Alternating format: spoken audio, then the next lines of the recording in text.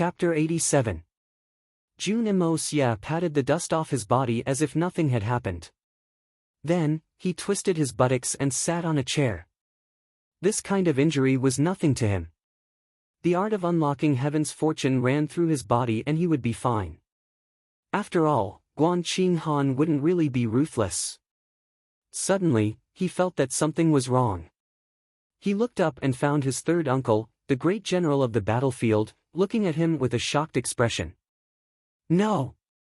He was looking at him with fear in his eyes. Deep in his eyes, there was a strong sense of scrutiny. There was even a trace of fear, surprise, and awe. How did you do it? Jun Wui's face darkened. He looked at him like a hawk. Who taught you? Who has such ability? Is it the legendary master Shen Xian? Jun Mo Xia stared blankly for a moment.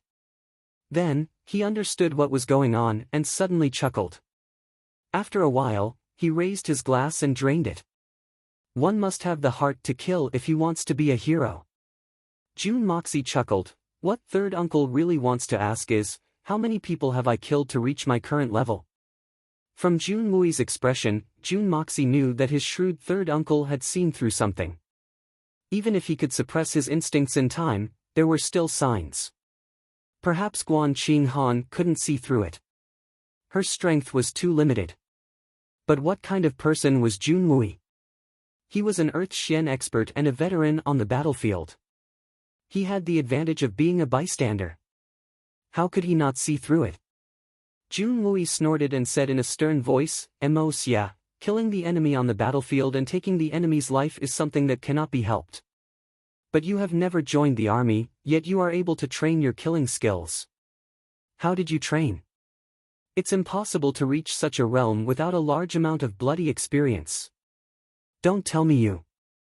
Jun Wui's voice trembled a little, but there was more anger in it. You've been in the imperial capital all year round. Don't tell me you've used the lives of ordinary people to train. The third uncle is also a great connoisseur who has experienced life and death, but he says such layman's words. Killing people doesn't necessarily have to be practiced through killing people. Jun Moxie said lightly, actually, as long as you can truly familiarize yourself with and understand every bone and joint in a human body, you will naturally be able to do it. He narrowed his eyes and said, the human body, regardless of gender, has 206 bones. In other words, there are 206 joints. From the thigh up, whether it's the front, back, left, right, up or down, there are vital points that can kill a person. And no matter what kind of move is used, as long as it's used, there will be fatal points that he can't protect. If you want to make a move, you will have to use the bones and joints. And the parts that will receive the most force are the parts that are being used. At this time, the parts that are not being used are the flaws, and they are fatal flaws. Once you find this flaw, then the parts that he is using will also become the flaws.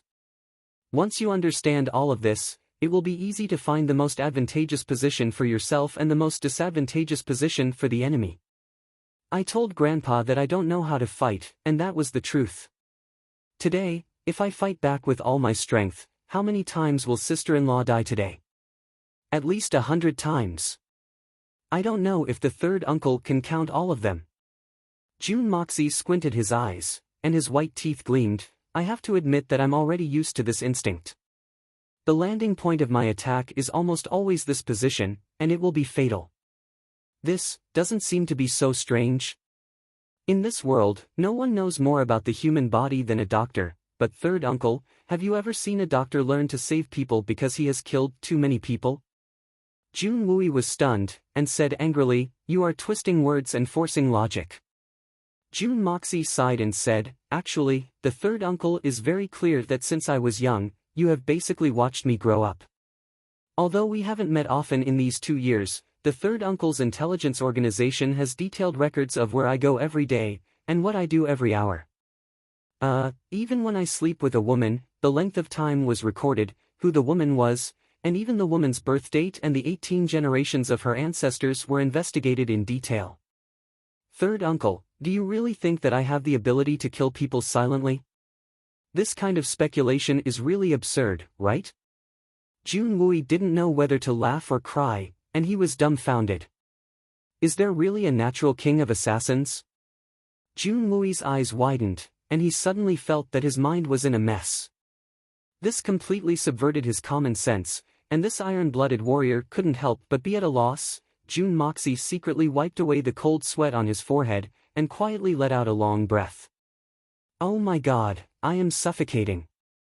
It is really difficult to fool this third uncle of this world. But you, why are you so interested in this kind of killing thing? And your achievements are actually so high.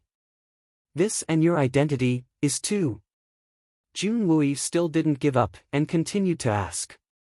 Third uncle, Jun Moxie, have never killed anyone since I came to this world. Jun Moxie's eyes flashed a trace of loneliness and longing, and he spread out his hands, his face full of sincerity and sincerity.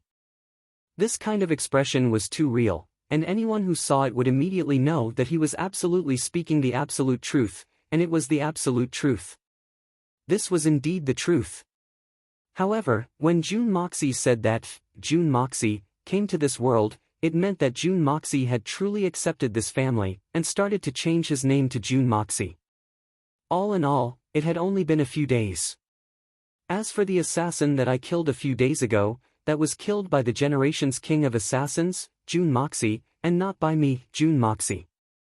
These are two different things, hee. At this moment, Kuer quietly walked over, and bowed, and said, Third Elder, young master, there is someone outside asking to see Third Elder, saying that he has an urgent matter to report. As she spoke, she blinked her eyes at the mud on Jun Moxie's body, and felt a little heartache. Poor young master, he is being abused again. Recently, young master has become much more amiable, he really shouldn't be subjected to this kind of abuse. Jun Moxie hurriedly said, Quick, let him in. Finally, a life-saving person came, and he came at the right time. Not long after, a man dressed in green walked in steadily, his steps were strong, his eyes sharp, and his face calm. Jun Moxie sized him up, thinking that this person could be considered a talent. Not bad, not bad.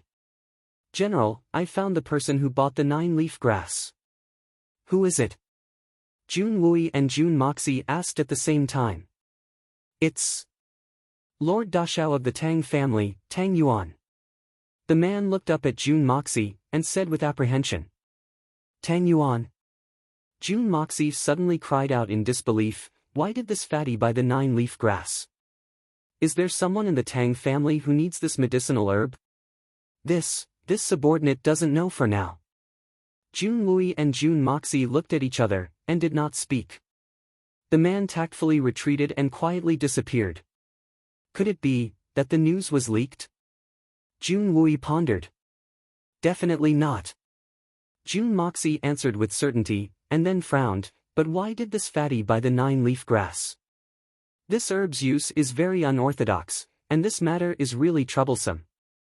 After thinking for a while, he raised his head and said, Third uncle, I remember you once said that there were 3 9-leaf grass found this time. That's right. If that's the case, it's better in the hands of Fatty Tang than in the hands of others. I'll think of a way to make him spit out too. Leave this matter to me. Jun Moxie said confidently.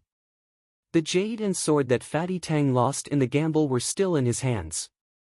If he asked for 2 9-leaf grass, he could guarantee that Fatty would run away faster than a rabbit. This could be considered as letting this dead fatty pick up a bargain. All right. Jun Wui faintly smiled, looked at his legs, and his eyes revealed a trace of excitement. Only the last herb is left, the Blazing Heart Meridian. Many friends have mentioned that Jun Moxie has killed people. This point was my negligence, haha, now that I have changed it, perhaps it is not satisfactory, please understand.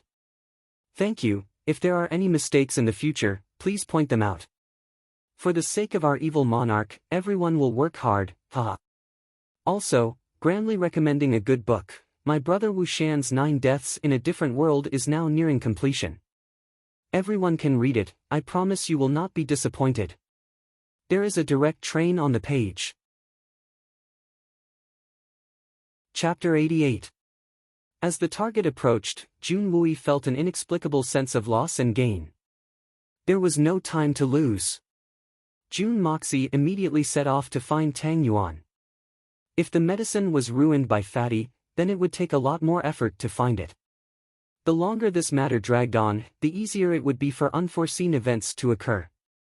The third young master June sat on the palanquin with a sickly look on his face as he arrived at the Tang residence in a weak and feeble manner. Just as he arrived at the main entrance, he saw a perfectly round meatball rolling out of the Tang residence. Young Master Tang Yuan's attire today was very distinctive. If he was a few sizes smaller, then he would have been shoveled into a plate and served as a for happiness meatball on the dining table. Third young master, why are you here? Are you feeling better? Don't tell me you're looking for me to play with you. Tang Yuan looked at June Mo-sia happily. His expression was one of genuine joy. I came to find you. June Moxie lifted the curtain of the palanquin. Why, are you going out? Yes, I was just about to go to the magnificent jewel hall to play. There are actually some good things there today. The old man asked me to go there and bid for something. Tang Yuan reached into his bosom and fished out a large stack of banknotes with a schwat sound. He patted the banknotes with his hands and smiled like a Maitreya Buddha. This time, I've been ordered to play. Look, what a thick stack. When I bid for that thing, I reckon there will be a lot left. Third young master, shall we go to the 1,000 Jewel Hall to play? You won't bet on your wife again, right? June Moxie pursed his lips. Hey, third young master, if we are brothers, then don't mention this matter. Tang Yuan's round and pale face unexpectedly showed a few black lines, that is being framed. If it was under normal circumstances, I would be the reincarnation of the god of gamblers. This is definitely not a legend. If I can believe your stupid mouth, I might as well believe that there are ghosts in this world. June Moxie snorted disdainfully, then straightened his face, ignoring Tang Yuan's puckered face that looked like a bitter gourd, and asked straightforwardly, don't be in a hurry to leave. I'm here for something important. What is it? There's nothing that can't be said between us brothers. Tang Yuan blinked his eyes. I heard you bought 3 9-leaf grass from the Golden Fragrance medicine shop. Now that I'm injured, I need that thing. Quick, take it out and give it to me. June Moxie didn't hesitate and directly asked for it. Who told you that? This was simply an injustice. Don't you know that I hate those grass and leaves the most? The fat all over Tang Yuan's body trembled with excitement, and his fat face turned red. When have I ever seen that thing? What 9-leaf grass or 7-leaf grass? I don't know anything about it. June Moxie's face darkened. Tang Yuan, you don't know? It's not easy for me to talk to you, and you're telling me you don't know. Do you still want that jade and sword of yours? Damn it, I'll throw it into the manure pit later. I really don't know. Tang Yuan jumped up anxiously. This was an extremely difficult action for him. He gritted his teeth, pointed to the sky, and swore, Big brother, I wouldn't dare to lie to you. Whoever knows about that thing is a son of a tortoise, a bastard. Golden Fragrance medicine shop. Just as he finished swearing, he suddenly opened his eyes wide and shouted, Damn it, third young master, did you just say Golden Fragrance medicine shop? You're not deaf. June Moxie snorted and looked at him from the corner of his eyes, wanting to see what trick this fatty was playing. Although on the surface, he didn't look like someone who would play tricks. That's my family's business. Tang Yuan's cheeks trembled, and his small eyes were round. Damn it. I've only bought medicine once in my life. And it was for you. 5 days ago, I went to my family's medicine shop and ransacked it, then sent it to your residence. As he spoke, Tang Yuan slapped his thigh. Coincidentally, a lot of fresh medicinal herbs arrived that day. I didn't know what they were exactly, but the shopkeeper said that they were of high quality. So, I packed them all up and stuffed them into a box. Then, I brought them all over for you. If there's any 9-leaf grass or 7-leaf grass, then it's in your house. June Moxie's eyes widened, and he stuttered, Didn't you just send something like 100 caddies that day? Brother, are you out of your mind? Tang Yuan rolled his eyes with difficulty, and looked at him with disdain. I have to deceive people when I send good things, right? I sent 2 big boxes. The surface layer is filled with authentic medicinal herbs like ginseng, angelica, and fulling, and they're all fresh. The bottom layer is filled with good stuff like 100 caddies. That day, I was just about to say it, but I was scolded by your old man. These few days, I've been worried that the stuff would grow moldy and grow hair. I can't bear to send those good stuff if they're not my brother. After saying that, Fatty Tang concluded, so, I don't have any grass, but you do. June Moxie staggered, and almost fell out of the sedan chair. After a long while, he squeezed out 2 words from between his teeth, damn. Immediately, he lost interest in arguing with Tang Yuan. June Moxie was burning with impatience, and he wanted to rush back. If the stuff really grew moldy in the box, it would be terrible. This fatty was really a sinner. Tang Yuan pulled him back. What's the hurry, third young master? You've just recovered from a serious illness, and it's rare for you to come out. Come with me to the auction. I heard that there's a lot of good stuff today. Let's brothers go and clean up the place. As he said that, he pulled out a piece of paper from his bosom. His finger was dipped in saliva, and his radish-like finger pointed.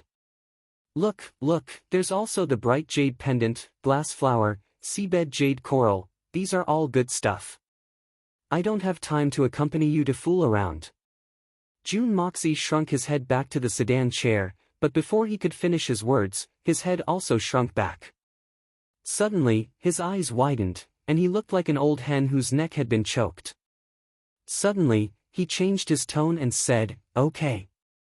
Let's go and take a look. Let's brothers go and clean up the place. After saying that, he immediately arranged for a guard to go home, and let him inform to immediately empty out all the things in Tang Yuan's 2 boxes, and carefully put them away one by one. Also, he instructed them to bring more banknotes to the magnificent jewel hall. Because, June Sunshao suddenly discovered that in the last few lines of the auction list, there was an item, the Blazing Heart Meridian. Damn it! This was really, wearing out iron shoes in fruitless search, and finding it by chance without even looking for it. June Moxie excitedly cursed in his heart. Magnificent Jewel Hall. That was a place that was enough to make most of the nobles in Tianxiang go crazy. It was also a place where the high-level nobles would spend their money. That place was the largest auction house in Tianxiang Kingdom, but it was not just an auction house. In addition to some of the best treasures that could only be found by chance, but not by searching for them, everything that you could think of, could be found here. As long as you had enough money. Money can enslave ghosts, but it can also be used to communicate with the gods. This famous saying, whether it was the previous life or this life, was very applicable. Food, drinks, toys, tools to kill, tools to rob, Xian beast hides, high-grade Xian cores, top-notch divine weapons, top-notch decorations, and even male and female slaves, it was really too much. There were only things that you could not think of, but there was nothing that you could not find. As long as you walked into the magnificent jewel hall, no matter how luxurious your life was, or how rich you were, you would find that you were still lacking in many things. It turned out that there were still many things that you had not tried. It turned out that your spiritual and material life was so barren. Therefore, unless you spent all the copper coins in your pocket, the average person would not be willing to come out. When he published this chapter, he felt some admiration in his heart. Because as early as the first few chapters, a few of his friends had seen through it and left comments in the book review section. They pointed out that the 9-leaf grass had already been given to June Moxie by Fatty Tang. Feng Ling thought that he had concealed this information well, but he did not expect that so many people would see through it. It was really admirable. Therefore, he decided that for all his friends who had guessed it, Feng Ling would pout his stubbled mouth and give each of them a kiss. Chapter 89. Of course, the magnificent jewel hall was not a place that anyone could casually enter. Even if it was a first-class businessman or a well-known official, before entering, they would have to first consider whether their purses were thick enough or not. Otherwise, if they were to make a fool of themselves here, then they would immediately become famous throughout the world. Although the magnificent jewel hall was able to bring countless surprises to people, its origin was also very mysterious and unpredictable. No one knew who the person behind the scenes of the magnificent jewel hall was, and no one knew which family or mysterious force the magnificent jewel hall belonged to. Ever since the day the Tianxiang city was founded, the magnificent jewel hall had existed. After several wars, the rise and fall of many dynasties, many emperors and generals had turned into dust and smoke, and had long been buried in history.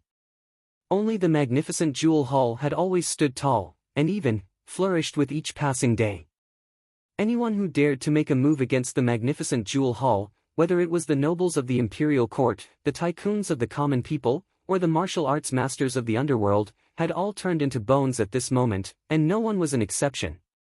Even the sons of the major families in Tianxiang City, once they came to the magnificent jewel hall, they would have to behave themselves. And this place was precisely the place that the previous Jun Moxie was most unwilling to go to. But now it had become the place that Jun Moxie was most curious about. What if he could set a fire in such a place? Surely it would be exceptionally exciting, right? Jun Moxie leaned on the soft pillow in the sedan chair all the way to the magnificent jewel hall, and thought about it maliciously. An official's son bullied the common people, what kind of skill was that? That would only make people despise him. If he wanted to provoke them, then he would have to go to the tiger's head to swat the flies, and that would be fucking exciting. Every day he would have to fight with the small shrimps, and even if he won all of them, he would only be a little stronger than the small shrimps. If he wanted to provoke them, then he would have to provoke Big Trouble, and a strong opponent. That would be fun, interesting, exciting, and satisfying. The magnificent jewel hall, it's a good place, haha. But this kind of addiction, for the time being, should be suppressed. Wait until I am strong enough, then I will come back to play. The hitman Jun, whether in his previous or current life, had always been bold and daring. There was nothing that he didn't dare to do. Although the magnificent jewel hall was a maverick, in his mind, it was still just an auction house. In order to keep pace with Jun Moxie, Tang Yuan deliberately rode a tall horse and followed beside the sedan chair. From time to time, he would turn his head and say a few words. When they were about to reach the magnificent jewel hall, Fatty Tang suddenly thought of something and touched his chin as he said, "Third young master, you say that the two of us are riding a horse and sitting in a sedan chair. Why do I feel like we are a bridegroom? Third young master, why don't you just submit to me? Scram! Go to hell, don't disgust me." Jun Moxie's stomach churned and he retched. With a schwa sound, he let down the curtain of the sedan chair, allowing this fellow to laugh exceptionally loudly outside. Dismounting at the entrance of the magnificent jewel hall, Tang Yuan's mount was already foaming at the mouth. In fact, Fatty Tang's mount was absolutely a first-class colt. However, the tonnage of Tang Dashao was just too much. The sickly-looking Jun Moxie had just gotten off the sedan chair when he sucked in a mouthful of cold air. This magnificent jewel hall is too big, right? This is the legendary auction house. Isn't it a little too outrageous? No matter which country it was, as long as it was in the capital of a country, apart from military camps, no one and no place dared to build a building larger than the imperial palace. This was a great taboo, and it was equivalent to treason. It was an unpardonable crime of plotting against the law. But the magnificent jewel hall dared to do so. In Jun Moxie's memory, the magnificent jewel hall in front of him was indeed bigger than the imperial palace. It was also a lot more magnificent and lively. However, regarding this point, the imperial family did not seem to care at all. Instead, they were somewhat proud of it. Just this point alone was enough to let Jun Moxie's imagination run wild. Jun Moxie thought in his heart, it seems that the imperial family of Tianxiang is aware of the background of the magnificent jewel hall. However, the magnificent jewel hall still gave face to the imperial family. Inside, the largest box was specially reserved for the imperial family.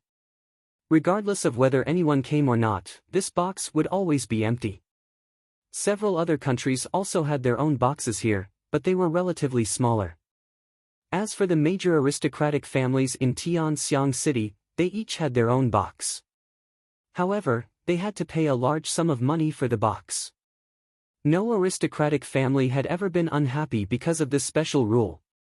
On the contrary, the high-level boxes around the auction house, except for a few, were almost fixed because the rest of the seats were basically in the main hall. If the aristocratic families sat in the main hall, they would lose their status.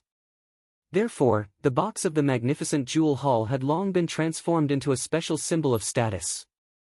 It was extremely rare to see a new noble join in.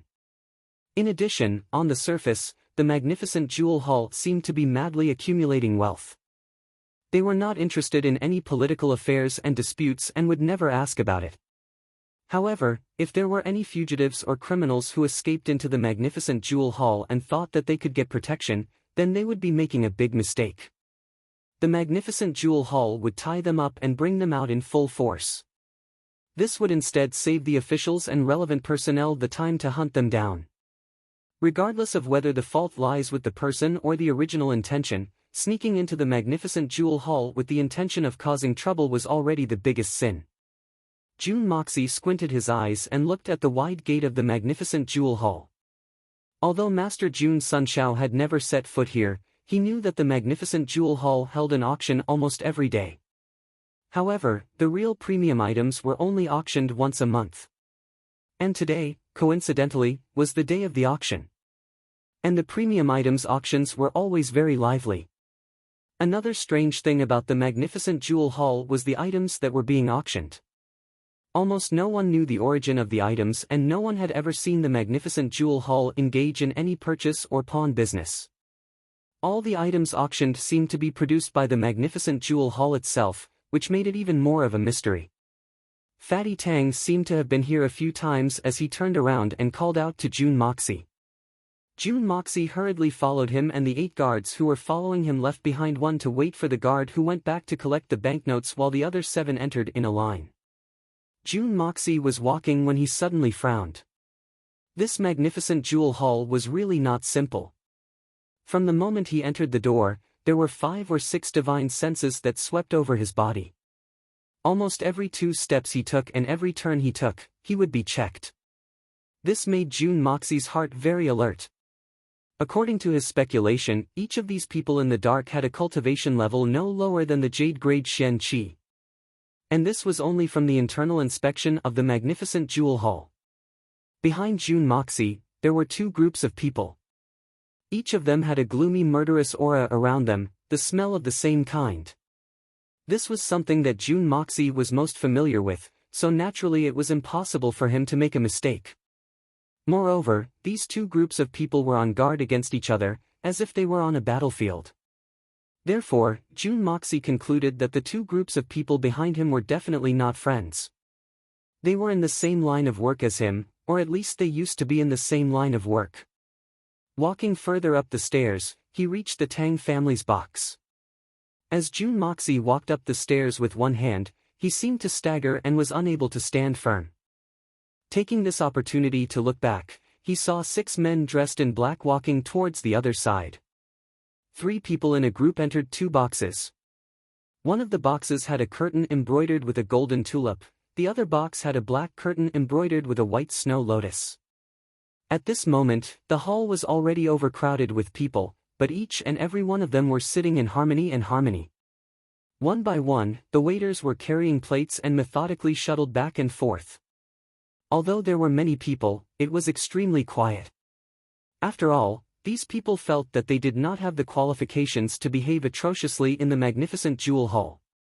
Walking into the box, Jun Moxie squinted his eyes and looked at the box that belonged to the Jun family. On the snow-white curtain, there was a huge blood orchid in full bloom. He could not help but smile bitterly. Since the Jun family had booked this box, the Jun family had entered it less than 2 or 3 times. He did not know what his grandfather was thinking, but he had always paid a regular fee. Even now, he still kept it, which was really giving face to the magnificent jewel hall. Those 2 boxes, whose family do they belong to? June Moxie intentionally or unintentionally pointed to the box that the two groups of men in black had entered and asked. Today, my friend is getting married, so I went to help out early in the morning. It turns out that I should not have gone. When I went, there was a sea of people, red flags fluttering, and I became the focus of attention. When the old ladies saw me, they kindly smiled. When the girls saw me, their peach cheeks blushed, and their eyes widened. When the young women saw me, cough cough, let's not talk about it. The tallest tree in the forest will be destroyed by the wind. This sentence is really true. When my fellow men see me, they all want to beat me up. When I stand there, I stand out like a crane in a flock of chickens, and no one has the courage to stand beside me. My elegant demeanor directly steals the limelight of the bride and groom. Well, the above paragraph, I did not say that I am very handsome, the heavens and the earth can testify. You are not allowed to attack me. Chapter 90. Those two boxes, whose do they belong to? June Moxie intentionally or unintentionally pointed to the boxes that the two groups of black-robed men had entered and asked. Eldest brother, did you have a fever and become muddled? Or did water enter your brain? Tang Yuan stared at him and said, those are the boxes of the second and third princes, and the one next to them belongs to the first prince. The boxes of the three princes are connected and you don't even know this? I haven't come in, what did you just say? June Moxie rolled his eyes and glared at him. Tang Yuan thought for a while and then remembered that he had never seen this man in front of him in the magnificent jewel hall. Recently, he had been indebted to this man several times. Moreover, what he had said just now was indeed not true. He could not help but grin and pat his fat face. It's just that I've had a fever and become muddle-headed. My brain must have been flooded with water. June Moxie glared at him and knew that this guy was a troublemaker.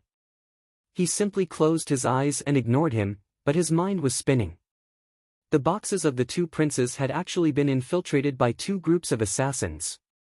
This is really a little strange. Could it be related to the assassination a few days ago? If that's the case, I'll have to settle this score. After all, I've been stabbed and kicked twice and haven't paid back yet. I've lived 2 lives and have never suffered such a huge loss. But, which prince did the assassination a few days ago? What if I wrongly accused a good person? But it doesn't matter, they are brothers. If I am wrongly accused, then I am wrongly accused. Third young master, Li Feng and Meng Hai Zhou are also here. They are in the Meng family's box next to ours. Tang Yuan whispered and gnashed his teeth, these bastards, sooner or later I will teach them a lesson. Fatty Tang had hated them to the core ever since he found out that they were the ones who had set up a trap for him. They had almost caused him to lose his fiancée. However, the capital was currently in a troubled state. Grandpa Tang had warned everyone in the family not to provoke trouble. He had especially warned his precious grandson, who was the most troublemaker of them all. Oh? Next door? It's so close. June Imo Xia smiled mischievously.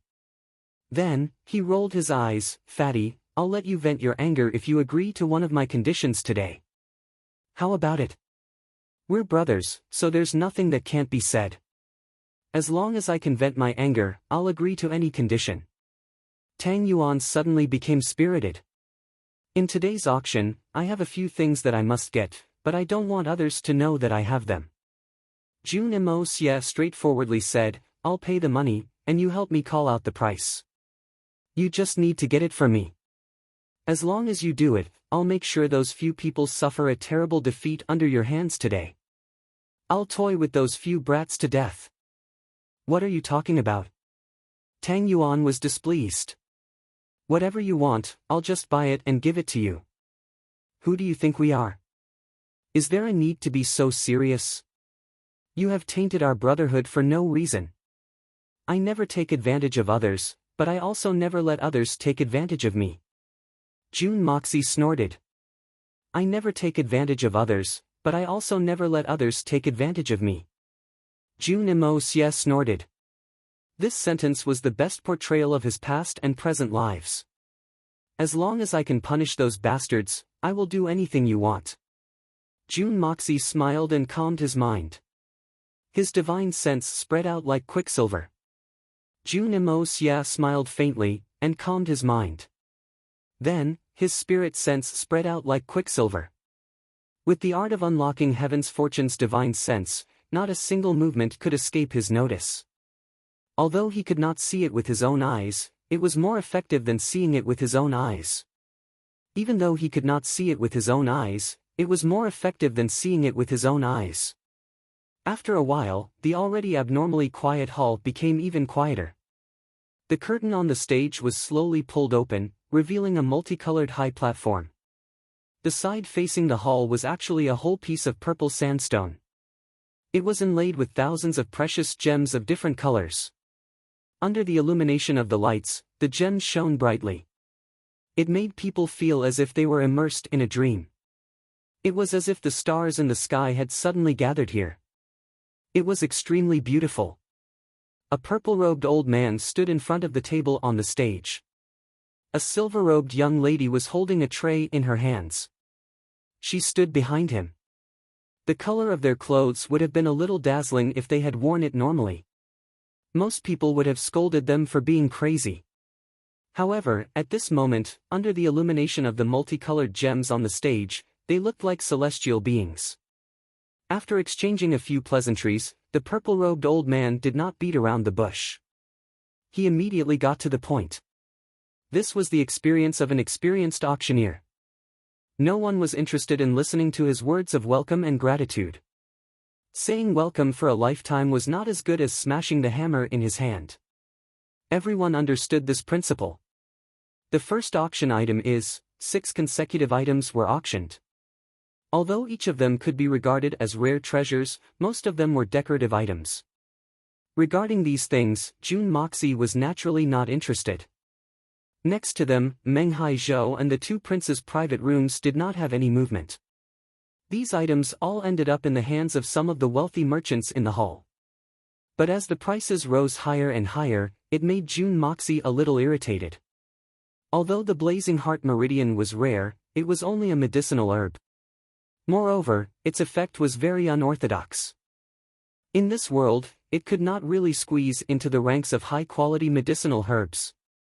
But if this trend continued, when it came to the Blazing Heart Meridian's turn, he was afraid that the price would be sky-high. How could it be like this? Was there something fishy going on? Jun Moxie frowned as he looked at the millions of silver notes brought back by the guards. Suddenly, his spirit sense, which had been spreading between the 2 princes and the room next door, suddenly fluctuated. Jun Mo Xia opened his eyes, and looked at Tang Yuan. They're about to move. It seems that Meng Hai Zhou and the others want the next item. In fact, they're quite concerned about it. The hitman Jun could clearly feel that the fluctuations were coming from Li Zhen and Meng Hai Zhou's private rooms. There was a faint feeling of excitement in the air. It seemed that they had been looking forward to the next item for a long time. The next item, I believe that everyone has heard of it. It is the seabed jade coral. Everyone has seen the purple coral and all kinds of corals, so they are not rare. But this seabed jade coral is the first time that it has appeared in the magnificent jewel hall. I believe that in the entire continent, there are only a few people who have seen this type of seabed jade coral. At least until today, this old man has never seen it. The purple-robed old man smiled as the white-robed girl behind him worked together to lift up an item covered with red silk and gently put it down. Fatty, this is what they want. As soon as the starting price is set, immediately raise the price. Don't give them the opportunity to bid first. Jun Moxie smiled and warned. He had clearly sensed that the appearance of the seabed jade coral had caused the hearts of the people in the room to beat fiercely. Combined with the previous fluctuations, he was certain that this seabed jade coral was something that they were determined to obtain. With such a good opportunity, how could they not stir up trouble? Are you sure? This thing, if we were to win it, it would at most be a decoration. Tang Yuan's eyes widened. I am sure. Jun Moxie nodded affirmatively. Don't worry. Tang Yuan gritted his teeth and said, good. Out of trust in June Moxie, Tang Yuan did not even think about it and directly chose to believe him. As soon as the red silk was lifted, a snow-white coral appeared before everyone's eyes. It emitted a sparkling and translucent luster, yet it was exceptionally soft and exquisite.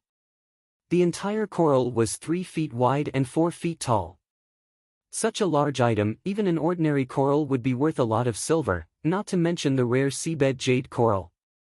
Seabed jade coral, 2 feet 85 feet wide, 3 feet 9 feet tall, 1 foot thick. Contains the energy of heaven and earth. Placed at home, it is greatly beneficial to the cultivation of a profound practitioner, can stabilize the mind, and will not be afraid of inner demons. The starting price is 100,000 silver taels. Each bid must not be lower than 10,000 silver taels. As soon as the purple-robed old man's voice fell, a voice that sounded like a broken gong immediately rang out, "This young master bids 1,000,000 silver taels." It was Master Tang Yuan, Tang Dashao. In a split second, the whole place was silent. Hundreds of pairs of eyes shot over at the same time. Tang Yuan tried his best to stick out his big belly, looking around proudly. "Are you kidding? The starting price is only 100,000 silver taels, and your first bid is 1,000,000 silver taels? How are you going to bid then? Even if you are determined to get it, you shouldn't be this prodigal. If you were to raise the price slowly, it would probably be around 500,000 silver taels at most. But this guy actually directly bid 1,000,000 silver taels on his first bid. This guy is crazy." Everyone looked at Fatty with contempt. The monthly ticket for the first month of May has doubled. Hee, Feng Ling is ready. Brothers and sisters, are you ready? The big battle is about to begin. Chapter 91. In the next room, Meng Haizhou and Li Zhen were so angry that their noses were crooked, and their small faces turned green. Although 1,000,000 taels of silver was not a small amount for them, it was not a large amount and they could still afford it.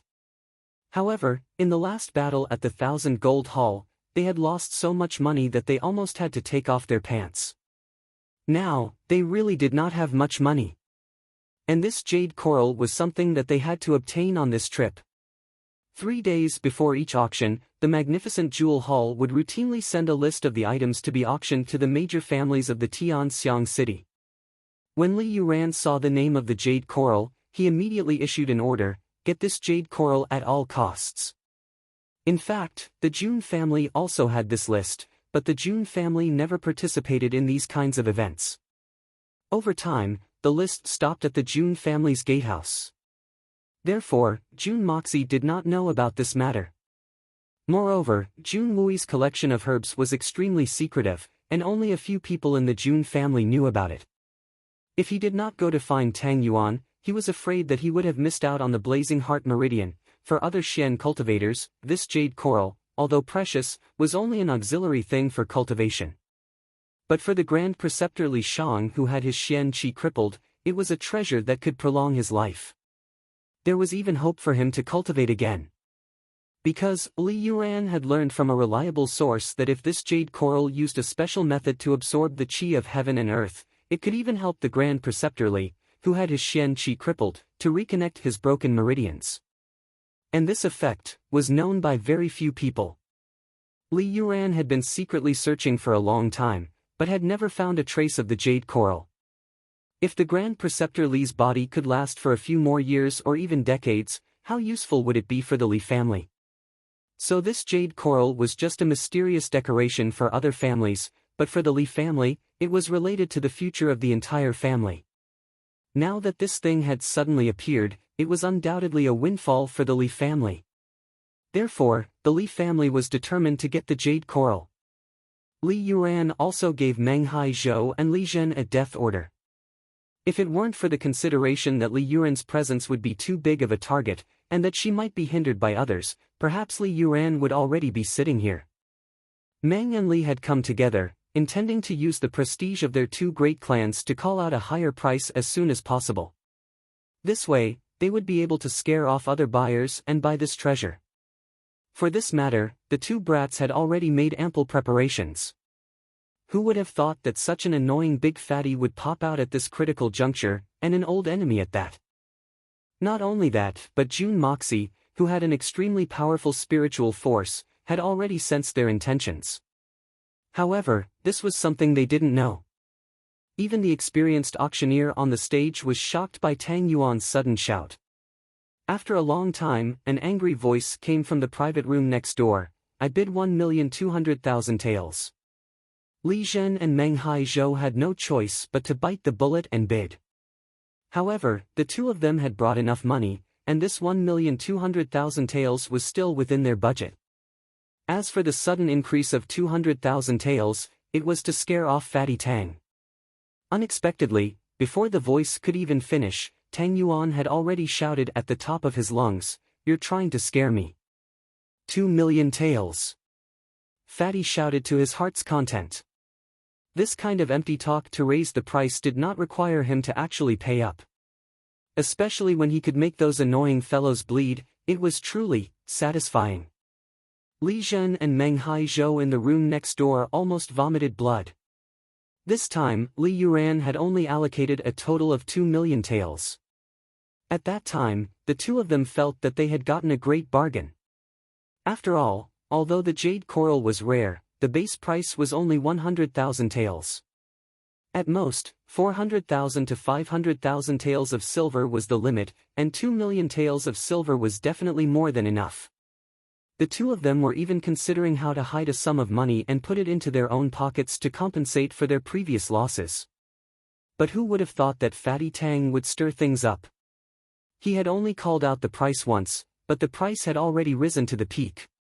If they continued bidding, they would have to pay for the rest of the money themselves. As for going back to ask Li Yuran for reimbursement, this idea had never even crossed their minds. 2,400,000 taels. This was Li Zhen's voice. It was obvious that this young master of the Grand Preceptor's residence was already bristling with anger.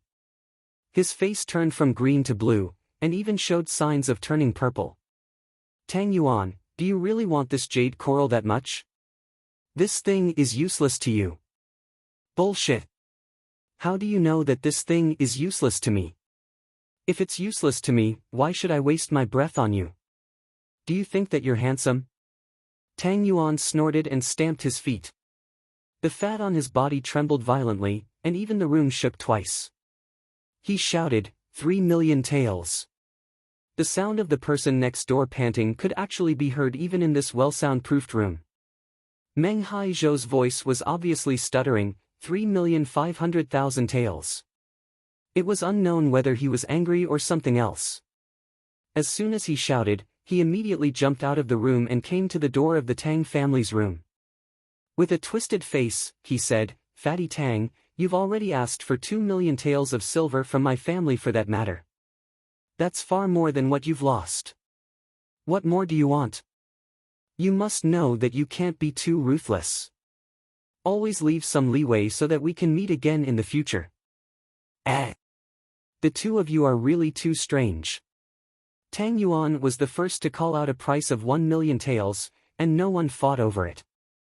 It was obvious that you had already succeeded. It was obvious that you were deliberately going against Tang Yuan to raise the price. Everyone can see that your intentions are malicious. How did it become Tang Yuan's fault now? Before Tang Yuan could open his mouth, June Moxie had already shouted in astonishment, Are your Li and Meng families being reasonable? As soon as he opened his mouth, a young girl's voice suddenly sounded from the Tianxiang Imperial Room. It's June Moxie. It was Dugu Xiaoyi's voice. Her voice was full of joy, and relief. June Moxie. This has nothing to do with you. Don't meddle in other people's business. Meng Haizhou's face was ashen. Last time, it was this fellow who ruined his plans. After that, he was severely punished by his family. Not only did he end up going for wool and coming home shorn, he was also blackmailed by Tang Yuan for 2 million taels of silver. Even now, his injuries had not healed. Now that he saw the two of them together, he was truly furious.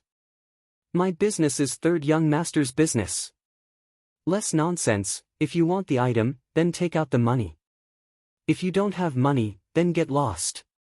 Tang Yuan puffed out his belly and shouted, "This young master offers 4 million taels. You dare to compete with me? I don't have anything else, but I have money. Let me tell you. I have too much money to burn. What about it?" Right now, everyone could see that on one side was the Meng and Li families, and on the other side was the Jun and Tang family. This was clearly a fight between the young masters of these 4 families. Everyone tactfully shut their mouths. After Grandpa Jun's bloodbath in the capital, the blood on the streets had yet to dry. Who would have the guts to jump out and get stabbed? Meng Haizhou fiercely cursed. He was so angry that his entire body was trembling as he stood outside the box. He really wanted to fling his sleeves and leave, but in the end, he did not dare to go against Li Yuran's instructions. He could only grit his teeth and swallow his blood. He said hatefully, "I bid 5 million. 5 million taels of silver. Tang Yuan, if you have the guts, raise it again." Jun Moxie narrowed his eyes slightly, using his divine sense to probe Meng Haizhou's agitated emotions. Seeing that he was close to the point of hysteria, he knew that this was the highest amount that Meng Haizhou and Li Jin could come up with. If Tang Yuan were to continue shouting, he was afraid that he would really end up smashing it in his own hands.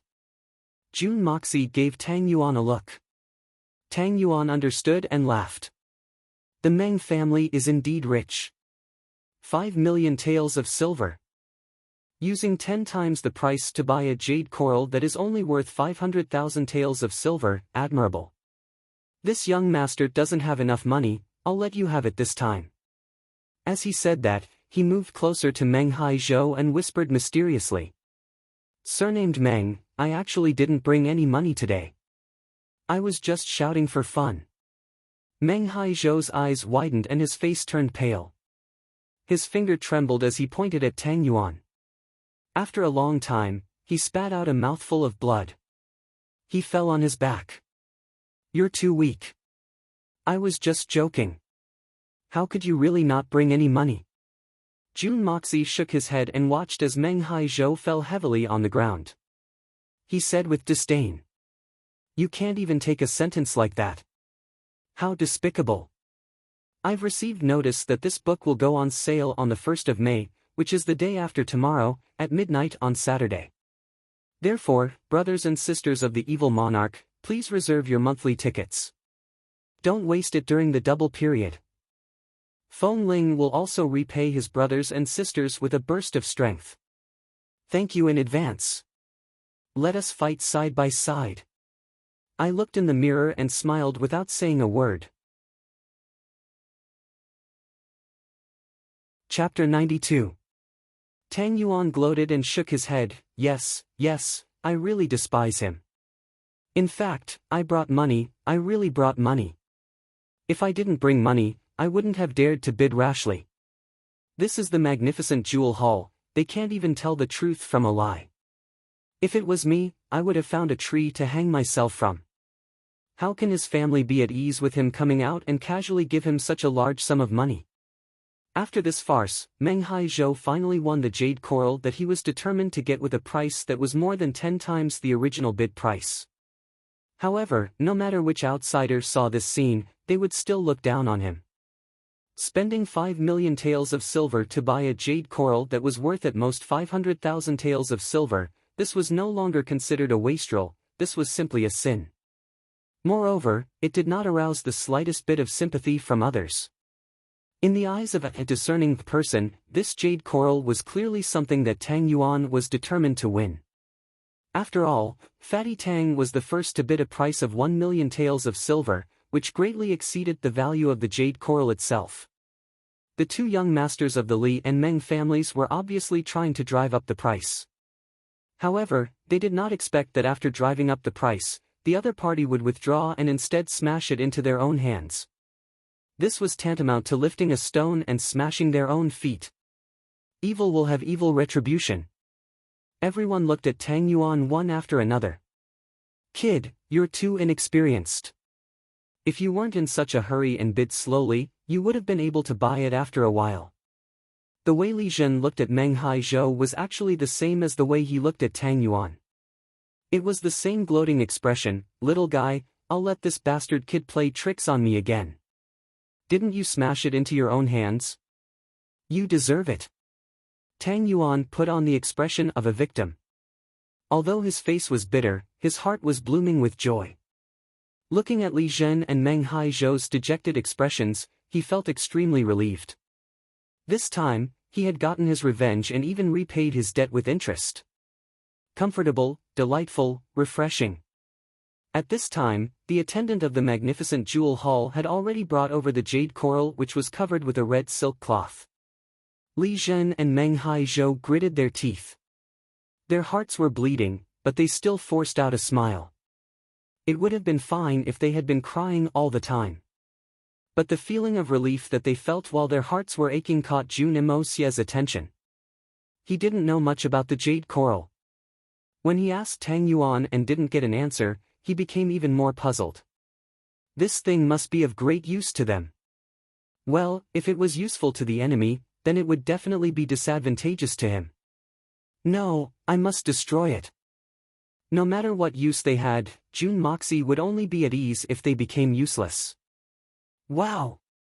This was the jade coral that was worth 5 million taels of silver. The fart of a deity is indeed extraordinary. Jun Moxie smiled insincerely as he watched Li Zhen carefully take the jade coral. He pursed his lips and whistled loudly as he lightly touched Tang Yuan with his toes. Tang Yuan understood and immediately made a straight face. Looking at the jade coral, he sighed and said with a face full of grief, "Third young master, what should we do? Before I came, old master had given me a death order to bring this thing home. But now, you see, I am really going to die." This sentence was not spoken in a low voice, so Li Zhen and the others naturally heard it. Suddenly, their gloomy mood decreased a lot. It turned out that this was something that old Master Tang was determined to obtain. No wonder this fatty was so desperate. Thinking of this, they were a little complacent. I didn't think that we brothers would inadvertently defeat old Master Tang. This is really cool. Jun Moxie's mouth twitched and his face changed. He disdainfully said, "Isn't it just a jade coral? Look at your two families fighting so fiercely. This kind of thing, my family has several of them, I don't care." What? Li Zhen's face instantly turned red. Jun Moxie, stop bragging. Your Jun family is so poor, how could you have such a good thing? And several of them? Aren't you afraid that the wind will cut your tongue?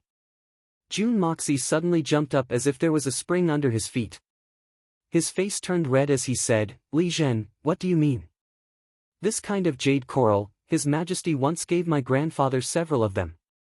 No matter which one it was, they were all much bigger than this one." "Humph, you really don't know much." Li Zhen laughed and said, "What a joke, Jun Moxie, what does a bumpkin like you know? This is jade coral. Do you know what jade coral is? I really can't be bothered with you. My family's is also jade coral, it's this big." Jun Moxie gestured with his hands. "Fatty Tang has seen it before, why would I lie to you?" After gesturing for a while, he seemed to feel that it was a little inappropriate, so he simply stepped forward and gestured above the jade coral that Li Zhen was holding. His gesture was not a big deal, but it was more than twice the size of the jade coral that Li Zhen was holding. In the end, he snorted and said with extreme disdain, "The one in my house is bright red, much better than yours." But his heart was moved. While he was gesturing, Jun Moxie secretly activated the art of unlocking heaven's fortune. Suddenly, he felt a slight flow of air flowing from the jade coral. Moreover, when his own Xian Qi path felt this flow of air, it clearly became active. So this jade coral is actually useful for Xian Qi. Jun Moxie snorted in his heart. But this aura is somewhat similar to the spiritual energy in my Hongjun pagoda. Jun Imosiew consciously guided this qi into his meridians as he thought about this. He was prepared to take drastic measures to remove the firewood from the bottom of the cauldron. However, he suddenly felt a burst of discomfort. The Hongjun pagoda in his sea of consciousness rotated, and the spiritual chi gushed out like a tide. Is it repelling each other? Jun Moxie's eyes turned. At this time, Li Zhen was already seething with anger from Jun Emosia's 7 orifices. He angrily took off the red silk cloth and roared, "Look clearly. This is jade coral. Jade coral. Your family's is just an ordinary red coral. Fuck. What do you know?" Jun Moxie laughed loudly. "No matter what kind of coral it is, the texture is the same. Li Zhen, you really are an idiot. 5 million to buy a piece of trash." As he said this, he casually stretched out his hand and pinched the jade coral twice, frowning. "It seems to be a little different." As he said this, the art of unlocking heaven's fortune was fully activated. A thin but pure stream of air instantly rushed in like a hot knife through butter, occupying a position inside. 2 diametrically opposed streams of air collided, unexpectedly expelling the original stream of air inside to one side. But as Jun Moxie retracted his hand, the original stream of air immediately backfired, quickly rushing back, tightly wrapping around the art of unlocking heaven's fortune's stream of air layer by layer. Jun Moxie quietly used his divine sense to observe. Under the stimulation of the 2 streams of air, the jade coral at this moment had already become a mass of berserk chi. He could not help but laugh sinisterly in his heart. "It seems, it can't be used anymore, waha. How is it? It's different from your family's red coral, right? Ha ha ha." Li Zhen rarely had the upper hand. Seeing Jun Moxie's defeated appearance, his heart was filled with boundless joy. "It really is different." Jun Moxie's face was somewhat pale, withdrawing his hand, rubbing his nose, his face full of doubt. "It's the same coral, how can it be different?" Tang Yuan was greatly surprised, also moving forward to touch it, clicking his tongue in wonder. Meng and Li Zhen's vanity immediately swelled, feeling greatly honored, laughing without end. After a long time, with a satisfied expression, he fiercely looked at Jun Moxie and Tang Yuan, saying, "Have you seen enough? You don't have it, right? Envious? Ah, fatty, ha ha ha." He unhurriedly wrapped it up, looking at Tang Yuan from the corner of his eyes, taking pleasure in his misfortune. Humph, you didn't get the jade coral, go back and see how your old man will deal with you." But the Tang family's old man is the instigator, and this reason can be used to offset the silver. Perhaps there is hope for reimbursement. Jun Moxie's face was full of embarrassment, but in his heart he ruthlessly said, "It would be strange if I didn't kill you." Chapter 93. With such a prodigal competition at the bottom, although the next few rounds of auctions were also sold at a high price, there was not much fluctuation and naturally, it did not cause a sensation. After that, the Blazing Heart Meridian that Jun Moxie had been waiting for finally appeared. The Blazing Heart Meridian is a highly toxic grass, also known as the bone-transforming smoke. If an ordinary person touches it, their soul will fly away and scatter. However, for a specific group of people, it is a priceless treasure that is enough to bring back the dead. Especially if a person was poisoned, if they took this item, it would be able to restrain the poison, and it would have an immediate effect. If there is a high-level Xian Qi practitioner taking this opportunity to detoxify the poison of the Blazing Heart Meridian and guide it into the limbs and bones of the body, it can create a body that is immune to all poisons. The starting price is 200,000 silver taels. Each increment must be no less than 10,000 silver taels. The purple-robed old man took out a white jade box and opened the lid. A black lotus with leaves stood quietly, exuding a demonic and dangerous color. No wonder it was pushed to the end, it turned out to be a black Blazing Heart Meridian. Looking at the grayish-black color, it should be more than 500 years old. This is much more effective than ordinary goods. It's truly a good thing. 500 years old is a rare treasure even in my previous world. Jun Emo-sia sighed in relief and said in a low voice, "Fatty, this is what I want," he said as he raised 3 fingers. In his heart, he secretly said, "Although your explanation was very detailed, you still ignored another important use of the Blazing Heart Meridian. However, if you really knew, I am afraid you would not take it out for auction." The Blazing Heart Meridian, this was the name in the Xian continent. On Earth, as long as the blazing heart meridian had exceeded 200 years of age, it would have another name, Heaven and Earth Bridge. This had become the dream of all martial artists. As long as a special method was used to remove the poison and take this, it could instantly open up the stagnant meridians and connect the Heaven and Earth Bridge.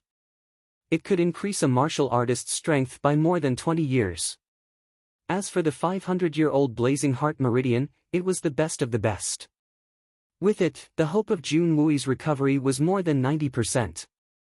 This was just Jun Moxie's conservative estimate. As soon as Jun Moxie and the purple-robed elder finished speaking, Fatty Tang's voice suddenly rang out, "I bid 300,000 taels." As soon as this voice came out, everyone in the huge hall twitched their mouths. This prodigal has jumped out again. Although this fellow only increased the bid by 100,000 taels this time, compared to the previous increase of 10,000 taels, this was still 10 times more. Don't fight with him. If you raise the price and this guy doesn't want it anymore, you'll have no place to cry. Didn't they see that young Master Meng vomit blood on the spot? As a result, after Fatty Tang spoke, the entire place fell silent. No one answered for a long time. To be honest, the purple-robed old man was slightly dumbfounded as well. Could it be that this blazing heart meridian that could be sold for at least 800,000 taels was actually sold for 300,000 taels? However, the magnificent jewel hall had such a rule. After a moment, the old man once again raised the hammer and said, "Young Master Tang bids 300,000 taels, is there a higher bid?" After a pause, he said, 300,000 taels, going once, 300,000 taels, going twice. Suddenly, a hoarse voice fiercely said, "I bid 3 million taels." The one who bid this sky-high price was none other than Li Zhen. Tang Yuan saw that he had succeeded, but Li Zhen had interfered. He could not help but be furious and jumped to the door of the box and shouted, "Damn it! You dare to compete with me, I bid 500. Suddenly, his mouth was covered by someone. It was Jun Moxie. Although he did not finish his sentence, it still made everyone in the hall break out in a cold sweat. Everyone could guess that this fatty was about to shout 5 million taels. Crazy! This fatty must be crazy! Jun Xie twisted his neck and walked out. His sickly face had yet to disappear, but his domineering attitude was evident. Lifting his robe, he stepped on the railing outside the private room with a "pu" sound. Casually, he took off his hat and held it in his hand. His robe was slanted, and his eyes were crooked as he shouted angrily, "Li Zhen! You son of a bitch! Was it you who bid just now? Do you want to die?" "Yes, it was this young master." "What are you going to do? This is an auction house. You can bid, but I can't. Are you going to bite me?" Li Zhen's anger soared to the 9 heavens and he jumped out without hesitation. "What am I going to do?" "Bah!" Jun Moxie vividly played the role of a prodigal son. His mouth was crooked and his eyes were slanted as he roared, "Motherfucker! You have just emptied your pockets and you still want to take out 3 million taels of silver? Surnamed Li, it is not that I am looking down on you. Why don't you take out 3 million taels for me to see? As long as you take it out, this stalk of grass is yours. If you can't take it out, motherfucker, I want to ask, why are your two families making things difficult for Fatty again and again? Do you have a grudge against the Tang family? Or do you have a grudge against old Master Tang?" Opposite him, Dugu Xiaoyi's smile was like a flower. She chuckled and said, "Look at this guy, he is really annoying. A good black lotus is actually said to be a stalk of grass by him. How ignorant, he. Princess Ling Meng, who was standing beside her, looked at her in surprise. She stretched out her hand to touch her forehead. Is this sister having a fever today? Just a moment ago, she looked like she had a lot on her mind. Why did she suddenly change into a different person? These past few days, the Dugu family had been restless because of Dugu Xiaoyi. This was because this young lady had suddenly changed these past few days. Her original cheerful and lively personality had inexplicably disappeared. She would often shed tears and would sit alone in a daze. She would often not eat. This made General Dugawudi's heart ache. Unfortunately, he and his wives had taken turns to ask questions, but they had not been able to get any answers. They could only watch as his daughter became thinner day by day. Dugawudi could neither scold nor beat her. He was extremely depressed and had no choice but to catch his sons and nephews and beat them up. Fortunately, Madame Dugu had a way to invite Princess Raimu to accompany Dugu Xiaoyi. Only then did the situation improve a little. A few days ago, they had received the notice of the magnificent jewel hall's auction. So, they had rushed the two of them to come and relax. Dugu Xiaoyi was also very reluctant and had no choice but to come out. Who would have thought that once she arrived here, she would suddenly have no more problems? How could this not be shocking? Could it be that the magnificent jewel hall had other miraculous medicines? Li Zhen and the others looked at each other in dismay. Don't even mention 3 million taels of silver. If the few of them could pool together 100,000 taels of silver, that would already be good. How could they possibly come up with 3 million taels of silver? A bunch of paupers. I really can't be bothered with you. Jun Moxie snorted with extreme disdain. He patted his buttocks and said, even a fart from this father is worth more than your words. What kind of joke is this? If you don't have money, then why are you pretending to be a maggot? Jun Mo Xia arrogantly faced the crowd as he said this. It seemed as if he didn't feel bad spending money. Who else wants it? Don't be polite, come on. He snapped his fingers and said, it's only a few million taels of silver. Everyone turned their heads and pretended not to hear him. They just treated his words as a fart. A few million taels of silver to buy a medicinal herb? Do you think it's an immortal herb that can bring a dying person back to life? Which normal person would do such a stupid thing? Two huge spiritual pressures from an unknown place suddenly pressed down on Jun Moxie. Jun Moxie's face paled. He thought quickly and shivered. He cursed, what a terrible weather. Why is it so cold? The two spiritual pressures circled around him, but they didn't find anything unusual and disappeared in an instant. Jun Moxie sneered in his heart. If you guys really found out, then I don't need to roam Jianghu anymore. At midnight, Xie Jun will be on the shelves. The new book monthly ticket list is surrounded by strong enemies and gods. Whether Xie Jun can kill his way out or not, it will all depend on the brothers and sisters. Feng Ling himself has been saving for a long time. Brothers and sisters, use your monthly tickets to let me explode once. Come on, use your monthly tickets to knock me out. Brothers, try your best. Feng Ling will go all out to write more. I don't dare to boast, but I can guarantee that my brothers and sisters will be satisfied. 2 chapters, 3 chapters, 4 chapters, 5 chapters, 6 chapters. Wahahaha, explode. Explode. Brothers and sisters. Accompany me to conquer the world. Accompany me to dance in the wind and clouds. Let us witness and create an evil monarch's pinnacle moment together. Look at the black hole in front, let us kill our way forward. Roar!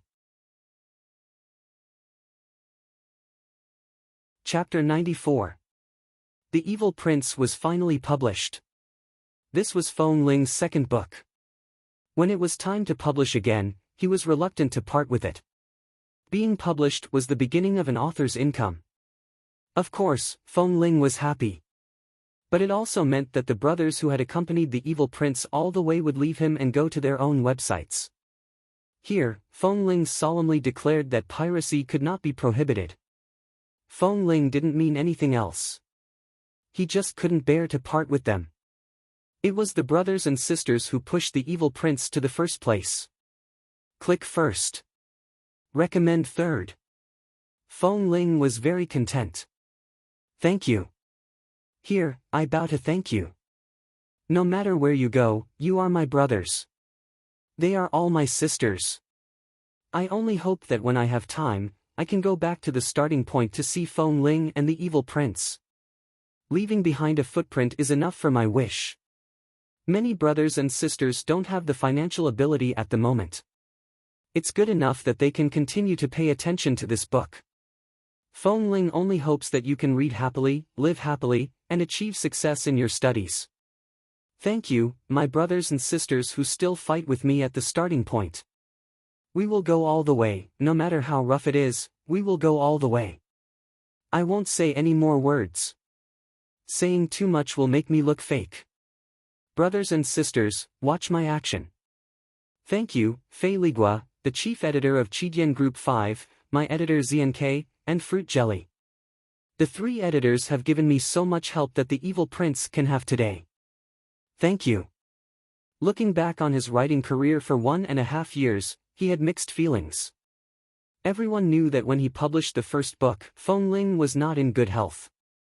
He lost his job and was emotionally hurt. He even borrowed a lot of money to pay for his medical expenses. From a penniless poor boy who owed tens of thousands of debts to the author of 2 books today, the bitterness was unbearable to recall. From the time the first book was published in Ling Tian to the time The Evil Monarch was published today, a whole year had passed. In the past year, Feng Ling had basically been writing all night long. He slept during the day. A rough calculation showed that there were at least 200 days in a year where he wrote in the second half of the night. Needless to say, everyone could understand the hardships. Everyone had basically experienced pulling an all-nighter before. 1 day was fine, 2 days was fine, but if it was a week or a long period of time, there were not many people who had tasted this feeling. I remember a time when I was chatting in the group, a brother from Skypole said something that made me stare at my computer screen in a daze for half an hour. I suddenly had the urge to cry. He said, I can sit comfortably in front of the computer every day. I only need to spend 5 or 6 yuan a month to buy you a month of work. Worth it. Only God knows how I felt when I saw this sentence. All sorts of feelings welled up in his heart. All sorts of emotions welled up in his heart at the same time. The evil lord was on the shelves. He didn't want his brothers and sisters who didn't have the financial ability to subscribe for the sake of the evil lord. If that was the case, Feng Ling would feel uneasy. He only hoped that his brothers and sisters, who had the ability and conditions, could subscribe and support Feng Ling in completing this book. Feng Ling would be extremely grateful. Thank you. We will always be brothers. Sisters forever. Feng Ling Tian, 3rd a.m., May 1, 2010. Chapter 95. At this time, the purple-robed old man's eyes flashed and then he nodded, seemingly listening to someone speak. His face showed a trace of embarrassment, but it quickly disappeared. He opened his mouth and said, Blazing Heart Meridian. Young Master Tang Yuan has bid 5 million, is there anyone who wants to bid higher than this price? Jun Imo Xia suddenly staggered and stared at him, Old man, you are making things too difficult for me. This matter is clearly Li Zhen's malice in raising the price. How is my friend's fault? Why did you forcibly raise the price to 5 million? Those who don't participate in the bidding are not allowed to speak or disrupt the auction. The purple-robed old man ignored Jun Imo Xia and spoke to Fatty Tang. Does young Master Tang have any objections? Tang Yuan, contrary to his usual arrogance, whispered, I didn't say much just now. Jun Imo Xia thought that this Fatty Tang's courage had suddenly shrunk. Where was the arrogance and despotic demeanor from before? It was really strange. But how could he be willing to buy the Blazing Heart Meridian at the sky-high price of 5 million? That's bullsh*t. Moreover, it seemed that the magnificent Jewel Hall was deliberately making things difficult for him. With Jun Moxie's arrogance, how could he suffer such a loss?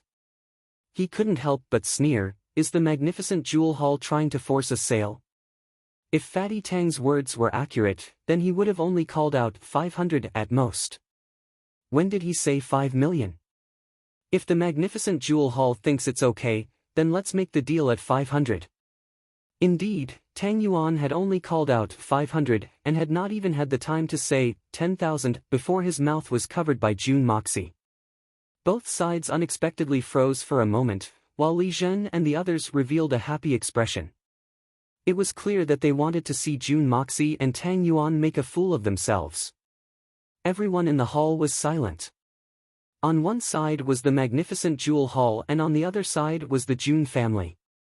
Suddenly, in the silence, another illusory voice sounded, "The rules of the magnificent jewel hall cannot be broken. Since I've made a bid, then I'll count." That voice was illusory, yet it seemed to be everywhere. It was low, yet exceptionally clear, clearly entering the ears of everyone present. The purple-robed old man's complexion immediately changed. "The magnificent jewel hall will never force anyone to buy or sell. Regardless of whether the June family or the Tang family will set foot here again, today's auction has already been established. Now, young Master Tang Yuan has placed a bid of 5 million taels." As soon as the mysterious man spoke, the purple-robed old man's attitude suddenly became tough. Even the calm hitman June couldn't help but change his complexion. He wasn't too surprised by the old man's unyielding attitude. 5 million taels of silver was admittedly a sky-high price, but he wasn't too concerned about it. What surprised him the most was the sudden appearance of that illusory voice. The person who had just spoken had a very high level of strength, and was surprisingly on par with the heaven-ranked expert Yi Gohan. But why would such an expert make things difficult for Fatty? Or was he trying to make things difficult for himself? Strength was one thing, but Jun Moxie's arrogance did not allow him to swallow this loss. What a joke, this was 5 million taels of silver.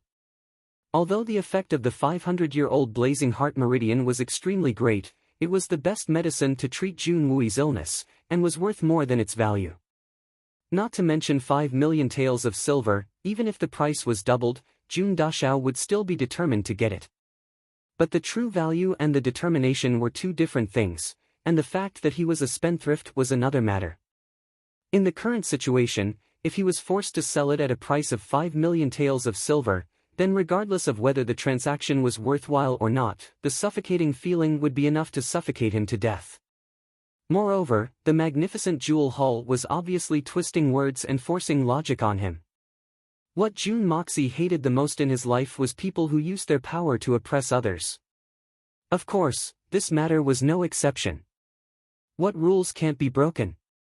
Ha ha ha. If Jun Moxie was pretending before, at this moment he was really angry. He sneered and said, "If that's the case, then this young master will sit here every day to raise the price, and let your magnificent jewel hall earn as much as they want." What does young Master Jun mean by this? Can I understand that the famous Jun family of the Tianxiang kingdom wants to oppose my magnificent jewel hall? The illusory voice was neither happy nor angry as it reverberated in the air, but the heavy pressure in the words made it hard for people to breathe. Everyone present looked at Jun Moxie with some pity. As long as this prodigal boy agreed, then the Jun family of the Tianxiang kingdom would be in big trouble. This Jun Moxie really didn't know the difference between life and death. He even dared to provoke the magnificent jewel hall. Li Zhen, Meng Haizhou and the others were beaming with joy. Although they had spent a lot of money today, but if this matter caused the Jun family and the magnificent jewel hall to become enemies, then even if they had to spend 10 times the price, it would still be worth it. Opposite them, Dugu Xiaoyi anxiously stamped her feet and said, "This pig head. How could he dare to openly oppose the magnificent jewel hall? What should we do?" Her anxiety was evident in her words. Beside her, Princess Raimu looked at her thoughtfully, and the worry in her eyes deepened. Jun Moxie became even more vigilant. The person who spoke was clearly deliberately trying to provoke the Jun family and the magnificent jewel hall into opposing each other. Could it be that the magnificent jewel hall and the Jun family had enmity? Thinking about it this way, Jun Moxie was even more careful not to speak nonsense. Who doesn't know how to speak empty words? You said that Tang Yuan said 5 million, but who in the audience heard it? How come I only heard the word 500? In addition, Li Zhen bid 3 million, did the magnificent jewel hall ever think about whether or not he can come up with that amount? If he can't come up with that amount, then wouldn't that mean that his pocket is empty? You asked if the Jun family is opposing the magnificent jewel hall? Then this young master would like to ask, is this a deliberate arrangement by the magnificent jewel hall to make money? As soon as Jun Moxie's words came out, everyone was shocked. This sentence was tantamount to saying that the magnificent Jewel Hall and Li Zhen had joined hands to cheat Tang Yuan of his money. This was a serious blow to the reputation of the magnificent Jewel Hall. Today, the magnificent Jewel Hall had indeed overlooked this point, and Jun Moxie had seized this flaw. Under the magnificent Jewel Hall's deliberate unfairness, Jun Moxie fearlessly jumped out and openly accused them. The hall suddenly became quiet. For hundreds of years, there had never been someone who dared to question the magnificent Jewel Hall. Today, everyone's eyes had been opened and they had gained new knowledge. After a long time, the mysterious man lightly said, "This matter was indeed overlooked, this lord will investigate it." Although the voice was still calm, it showed that he was very reluctant. However, everyone could completely imagine the appearance of a man who was trembling with anger and yet still spoke as if nothing had happened. Jun Moxie was startled again. The magnificent Jewel Hall had deliberately made things difficult for them, but now it was obvious that they wanted to throw the game. What was going on? First they made things difficult, then they reneged on their own words and went back on their words. How could such a strange thing happen? Perhaps there was an inside story that he was not aware of. After a while, the illusory voice sounded again, "Li family's young master Li Zhen, you just bid 3 million taels of silver, can you take out the money?" Li Zhen was standing at the side watching Jun Xia and Tang Yuan make a fool of themselves. He was rejoicing in their misfortune when he suddenly heard the voice calling out to him. Thinking quickly, he quickly bowed and said, "This junior did not dare to take credit for Tang Yuan's repeated attempts to disrupt the order of the magnificent Jewel Hall's auction." Li Zhen replied in a righteous manner. The voice impatiently said, "This lord did not ask you what your motive was. This lord only asked you if you have the 3 million taels of silver to bid." Li Zhen could not help but feel embarrassed. This junior does not have the 3 million taels of silver, but this junior was not angry at Tang Yuan for disrupting the auction. "I did not deliberately disrupt it." "Bastard!" The voice seemed to be unable to bear it any longer and coldly said, "Since you do not have enough silver, why bid?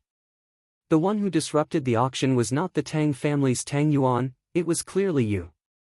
You have broken the rules of the magnificent Jewel Hall. Immediately expel this person from the magnificent Jewel Hall. The Li family's private box will be cancelled and the Tianxiang Li family's qualifications to enter the magnificent Jewel Hall will be permanently revoked." As soon as he finished speaking, a few attendants immediately came up and directly lifted Li Zhen up, dragging him out. Li Zhen was normally an arrogant hedonist, but at this moment, he didn't resist at all. He didn't even have the chance to beg for mercy. His face was deathly pale, and his body was paralyzed into a pile of meat paste. Jun Moxie looked on with cold eyes and felt that something was wrong.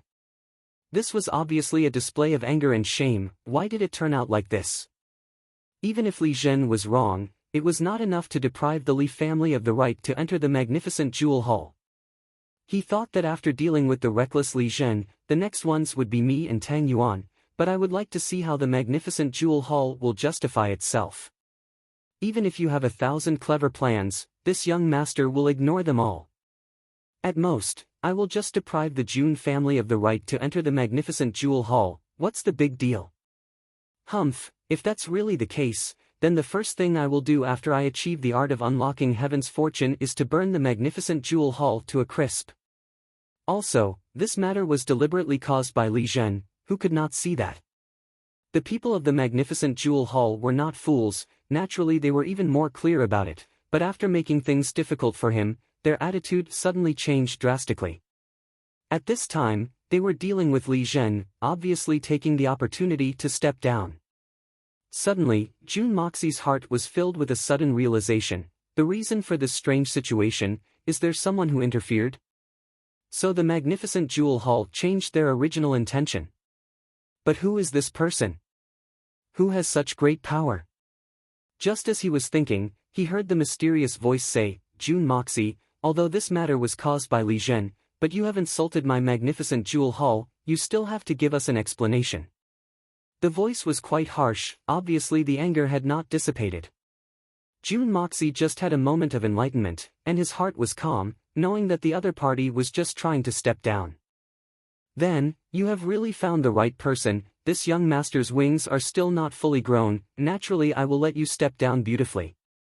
But when I achieve the Xian Qi, the first thing I will do is to kill you, and pinch the bastard who just spoke to me to death." Jun Moxie laughed and said, "When did this young master insult the magnificent Jewel Hall? Right?" Li Zhen maliciously caused trouble, and this young master was inadvertently deceived by him. The magnificent Jewel Hall's discerning eyes are like torches, clearly observing the minutest details, and finally found this black sheep and dealt with it. Not fearing the nobles, unyielding and unyielding, the magnificent Jewel Hall is really worthy of being called the magnificent Jewel Hall. This young master admires you from the bottom of my heart. Suddenly turning around, Jun Moxie loudly said, "Do you see? The magnificent Jewel Hall auction house is really the most fair place in the world. The price is fair, the old and the young are honest, impartial and impartial. How can such a chamber of commerce not be admired? How could we not be ashamed of ourselves? This young master is incomparably proud to have such a righteous chamber of commerce in the Tianxiang city. Come come come, let us all applaud together, and cheer for the magnificent Jewel Hall." Finished speaking, Jun Moxie's face was full of sincere admiration and worship, and took the lead in clapping his hands, and at the same time loudly said, "Why don't you all applaud? Don't tell me you have a problem with the magnificent Jewel Hall? If so, this young master will be the first to stand up for the magnificent Jewel Hall." Suddenly, the entire audience burst into thunderous applause. Everyone applauded while cursing in their hearts, "Shameless awe! Truly shameless awe!" This young master Jun Moxie's shamelessness, and the thickness of his skin, makes us feel ashamed of our inferiority. Ah! Only Dugu Xiaoyi's face was full of excitement, and her face was like a blossoming flower, vigorously clapping her hands, and finally felt relieved. The mysterious voice also quieted down, and no longer made a sound. In an elegant room of the magnificent Jewel Hall, two white-robed middle-aged men were sitting opposite each other. One of the white-robed middle-aged man fiercely gritted his teeth, his face was full of depression, and with a slap of his hand, he smashed the table in front of him, and said in a low voice, "Jun Moxie. What a crafty boy! This lord will not spare you."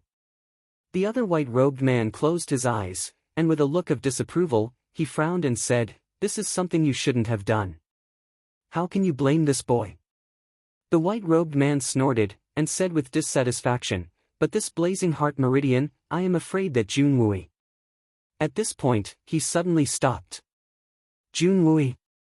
The other white-robed man suddenly stood up. "What do you mean?" The white-robed man snorted, closed his eyes, and no longer spoke. The other white-robed man stared at him for a long time, and said, "I don't care what grudges you have with Jun Wui, but he is now disabled, and his life is ruined. If you still want to deal with him, I will kill you." This sentence was said decisively, and without mercy. It showed the determination to do what he said. The white-robed man Lengleng snorted twice, turned his head, and no longer spoke. The other white-robed man Lengleng looked at him, and suddenly said, "In this auction, there was no blazing heart meridian. But suddenly this thing was added. What is the reason? Who gave you the blazing heart meridian? Why did you come to Tianxiang city to auction it?" The white-robed man Lengleng rolled his eyes, and said, "If you want to know, you might as well go back and ask the elders. Don't show me that interrogating face. Do you really think that I am afraid of you? Is it?" The other white-robed man's face was even colder. Is it? She specifically asked you to give it to Jun Wui? Otherwise, why would the ninth elder come together?" The white-robed man was startled, and sternly said, "What nonsense are you talking about? It's just a trivial Jun Wui. Is it worth sacrificing half of the ninth elder's strength? I did not say that the ninth elder had to be sacrificed. What do you mean by that?" The other white-robed man suddenly had a murderous look on his face. "Are you playing tricks? So what? The Jun family only spent 300,000 taels of silver to buy it, but it still fell into the hands of Jun Wui." The white-robed man snorted. "Your mother's fart. What's the use of the blazing heart meridian? Without an expert like Shen Xian, under the poison of the blazing heart meridian, Jun Wui will die faster. The other white-robed man trembled, and his eyes were sharp. "You despicable villain! I will kill you! Enough!" From afar, an illusory voice came, very old, but strict. "You don't have to say any more." The two white-robed men looked at each other for a moment. Their eyes were sharp, like two swords clashing in the air. Finally, both of them let out a cold snort and sat down with their backs facing each other, ignoring each other. Chapter 96. In the hall, Jun Moxie was full of smiles as he cupped his fists and bowed in all directions. Thank you, thank you, thank you everyone for your support of the magnificent jewel hall. This young master feels the same and is infinitely honored. Now, this young master announces that the auction will continue. Everyone can freely bid, no need to be polite. Who do you think you are? Look at your words, you sound like the shopkeeper of the magnificent jewel hall. Truly despised to the extreme.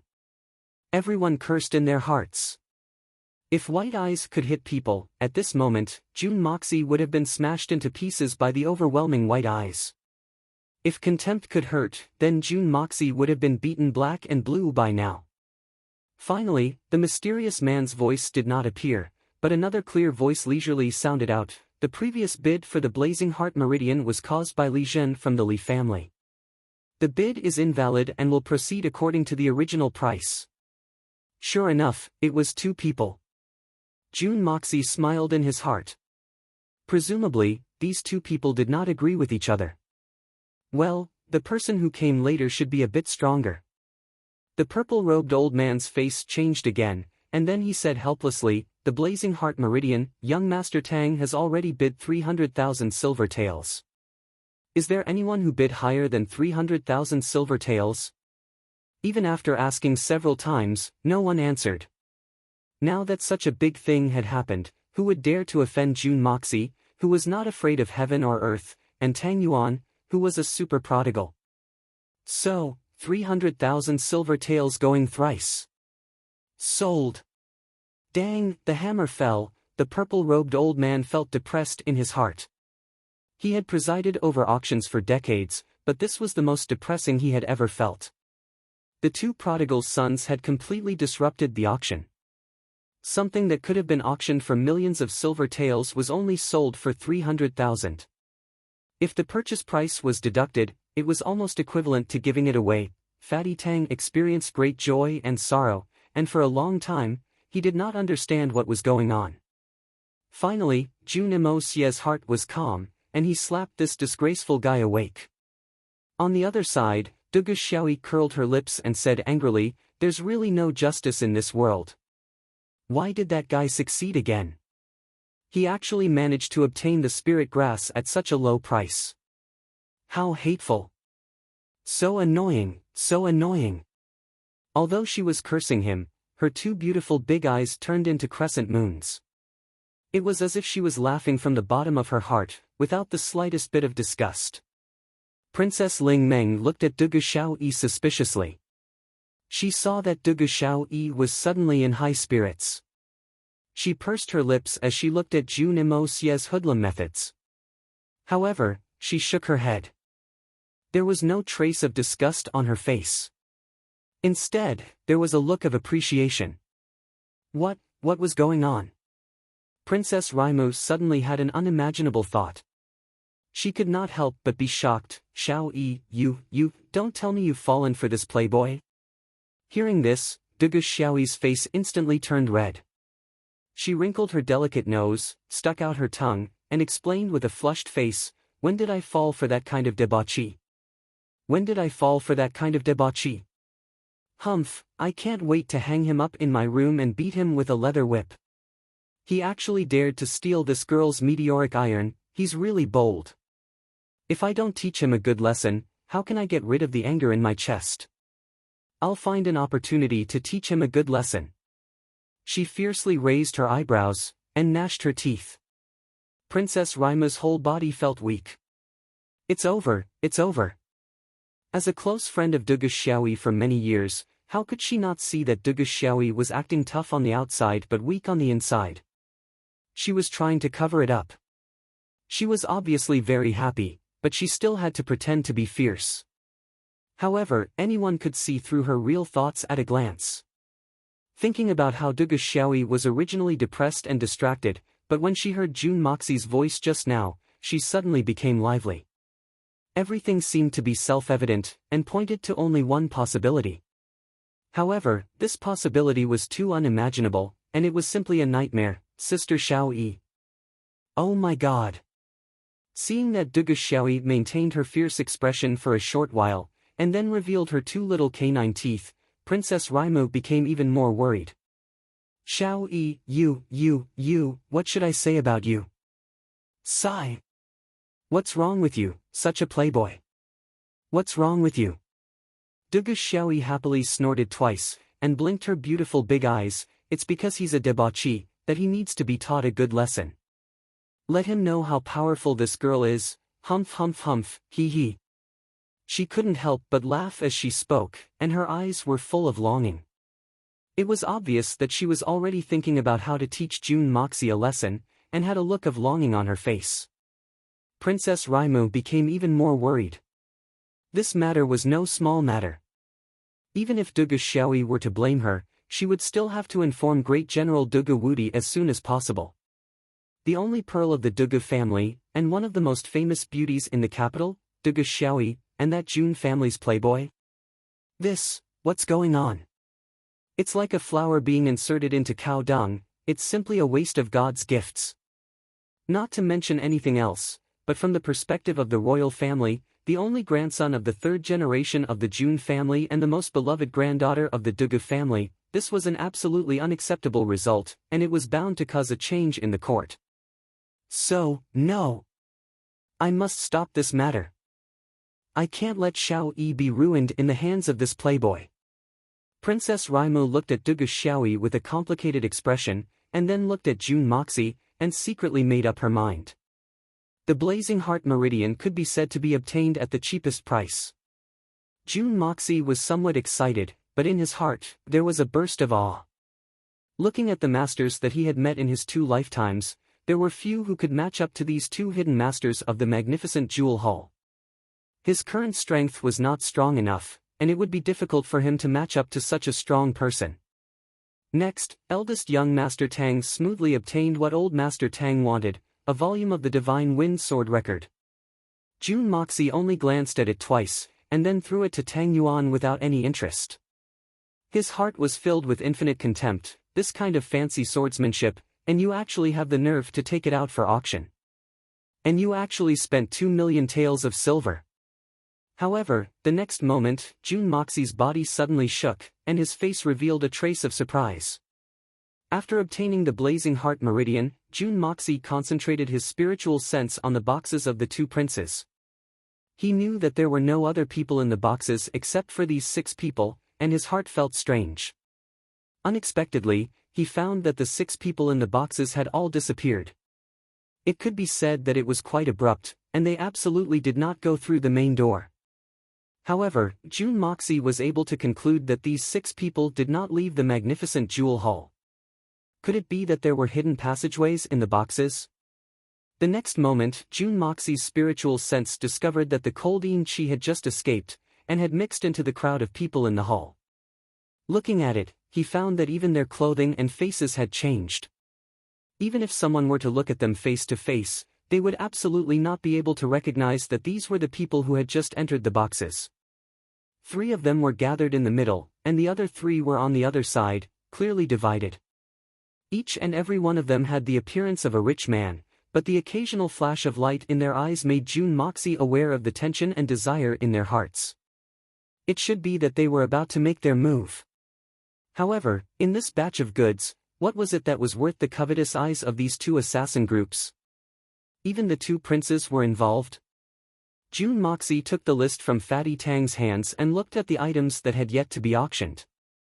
Finally, his eyes stopped on the last item to be auctioned, 30 tendons of a level 6 Xian beast, white-horned bull. Xian beast tendons. This should be it. Apart from this, the rest of the items were all ornaments and luxury goods. There was nothing too practical, and the assassin groups would never want such things. What they wanted was something that could pose a fatal threat to a person's life. Among these items, only the tendons of Xian beasts met their requirements. However, why would they need so many tendons of Xian beasts? There was no reason for the assassins to switch to using whips to kill people, right? Could it be, to make strong bows and arrows? Thinking of this, Jun Moxie's heart thumped loudly. If the tendons of a level 6 Xian beast were used to make the bowstring, then the power of the bow and arrows would at least double. However, although the power of such a bow and arrows was amazing, if the strength of a level 9 Xian cultivator was not enough, they would absolutely not be able to draw it. Because of this, if a silver Xian or gold Xian expert were to use this bow, then it would undoubtedly become an absolutely deadly weapon. Even if it was a jade Xian expert, if they were to be caught off guard, then perhaps they would also fall into the trap. And with more than 10 of these bows and arrows, it was believed that it would be enough to threaten a master like Tian Xian. It seemed that this must be the case. Sure enough, as soon as the tendons of the Xian beasts were brought out, the 6 men who had just entered from the 2 princes' camps finally began to bid against each other, and the competition became even more intense. The price continued to rise, and in a short while, it had actually climbed to an unprecedented high of 5 million. At this price, the rest of the people who were participating in the bidding had all been driven away, but even if only the 2 sides were left to face each other, no one was willing to take even half a step back. After a tug of war, the price of the 30 Xian beast tendons had actually climbed to a high price of 13 million, and was finally obtained by the 3 assassins on the side of the second prince. This was almost the highest single item that had ever been auctioned in the magnificent jewel hall in recent years. Third young master, you see, this is only a batch of rank 6 Xian beast tendons. If it were 30 rank 6 Xian Dan, then I am afraid that the price would be several times higher. Third young master, you should now know how important the thing that my family lost was. Tang Yuan smacked his lips. That is simply a priceless treasure. Oh. Jun Moxie replied absent-mindedly. His eyes scrutinized the 3 assassins who had obtained the Xian beast tendons and quickly disappeared from the crowd. He could not help but feel a little anxious in his heart. Since the last time the other side had dared to kill him, they had even dared to do the same to his own grandfather. And now with this batch of Xian beast tendons, they could make powerful bows and arrows. Even if his grandfather was a master of the Tian Xian level, it would still be enough to pose a considerable threat to him. Let's go. Jun Moxie stood up, his heart was still calculating. If he could track the goods or find out where they had ended up, then that would be ideal. Chapter 97. What a pity. Jun Moxie felt some regret in his heart. The last time the old man had sent him back, he had left due to an urgent matter and would only return after half a year. If he was here, he would have come in handy. His tracking skills could be said to be top-notch. As for now, Jun Moxie looked at the few bodyguards that were following him. In all honesty, these people were carefully selected by Grandpa Jun. 1 gold-level Xian Qi practitioner and 7 silver-level Xian Qi practitioners. Their strength could be considered quite good. At least in Tianxiang City, they would be able to protect Jun Moxie. If Jun Moxie needed their protection. But Jun Moxie clearly knew that it would be pointless for them to follow the 3 assassins. Even if they were lucky enough to catch up, they would turn into 8 corpses in a very short time. According to Jun Moxie, the 3 assassins were all at the peak of the gold Xian Qi practitioners. What's more, they were assassins as a profession. Since the threat had been discovered, it must be thoroughly eliminated. Nurturing a tiger to bring calamity, that was something only a fool would do.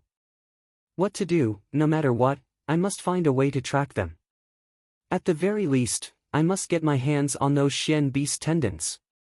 Even if I can't get my hands on them, I must find a way to destroy them. After all, the consequences of these Xian beast tendons are too terrible. Jun Moxie's mind was filled with murderous thoughts. So, he naturally released a thick murderous aura from his spirit sense. And at this time, an extremely sharp pressure suddenly came crashing down, following the trace of killing intent that Jun Imo-sia had just revealed, aiming straight at him. This time, the target was very obvious. It was Jun Moxie himself. Moreover, it was very precise. Even Tang Yuan, who was beside him, was not affected in the slightest. This imposing aura was much stronger than that of the two mysterious figures who had spoken earlier. Jun Moxie was greatly surprised by this extremely powerful aura. This mysterious master from the magnificent jewel hall was definitely stronger than his grandfather, Jun Zhantian. Could it be that he was the legendary Shen Xian level master? Jun Moxie had even vaguely guessed the purpose of this coercion. Just now, when the three assassins had left the scene, his spiritual sense had fluctuated and followed the direction in which the three people had left, revealing a trace of involuntary killing intent. And it was this little bit of weak fluctuation, a trace of killing intent, that mysterious expert immediately sensed it. Due to the uniqueness of Xian Qi, experts below the level of Tian Xian were simply unable to use their divine sense to probe silently. That was why Jun Imo-sia had been so unscrupulous in using it. He hadn't expected that he would actually be caught red-handed this time. The cultivation of this mysterious person who had been hiding in the dark was very high. However, the magnificent jewel hall had always paid attention to the auction items. Since Jun Moxie was obviously following the assassins, it was not surprising that he was discovered. Especially since this person's spiritual power was so strong. However, the only thing that Jun Moxie was sure of was that this person had only discovered his divine sense and was not certain that he was Jun Moxie. That person must have the same divine sense as him. And Jun Moxie firmly believed that his art of unlocking heaven's fortune was absolutely unique in this world. Therefore, he was confident that even though he had exposed his murderous aura, he had not. However, Jun Moxie could clearly feel this powerful coercion. His heart was in a dilemma. Looking at the momentum of this divine sense, if he did not resist it, he was afraid that his mind would be greatly damaged. But if he used his divine sense to defend or counterattack, although his own divine sense was more magical than the opponent's, it was far from being as strong as the opponent's. What should he do?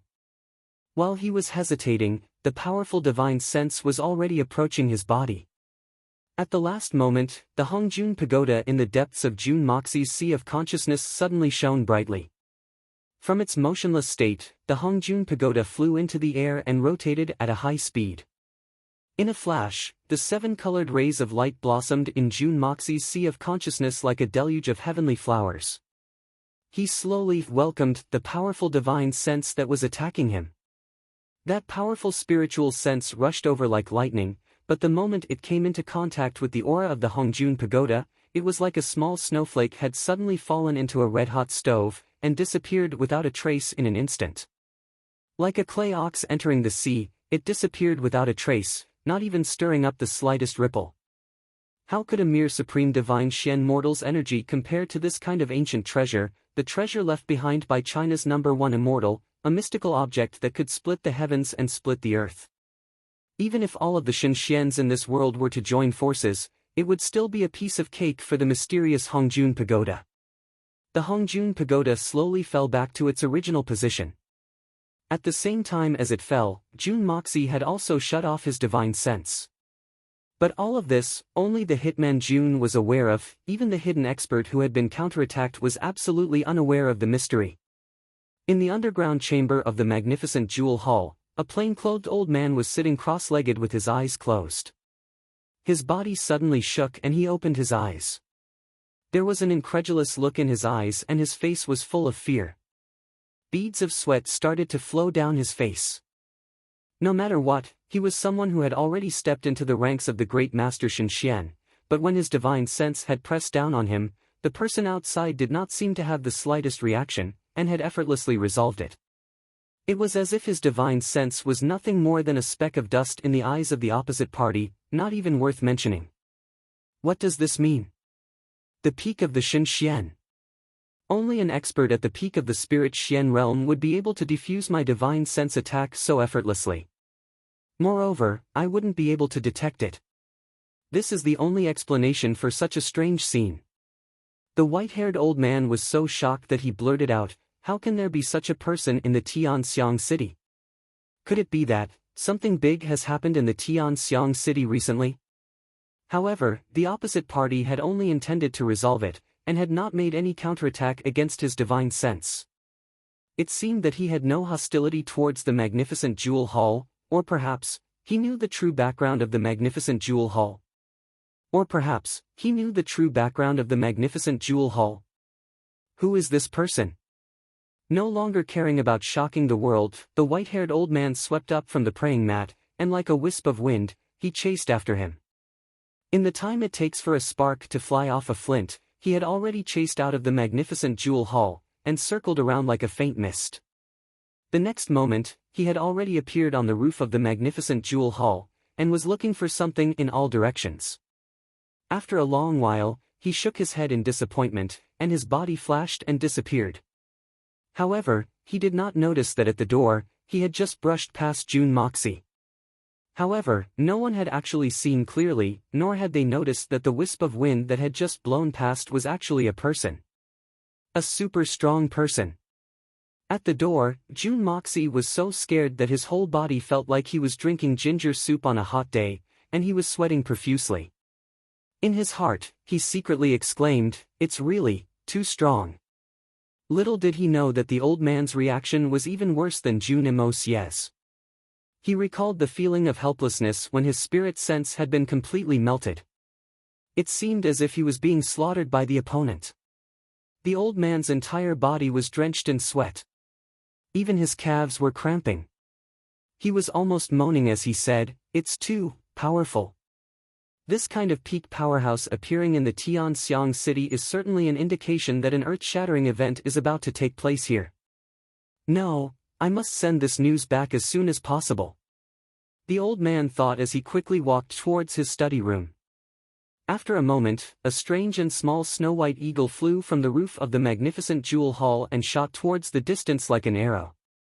The white-robed old man looked anxiously at the direction where the bird had disappeared, and after a long sigh, he turned around and went downstairs.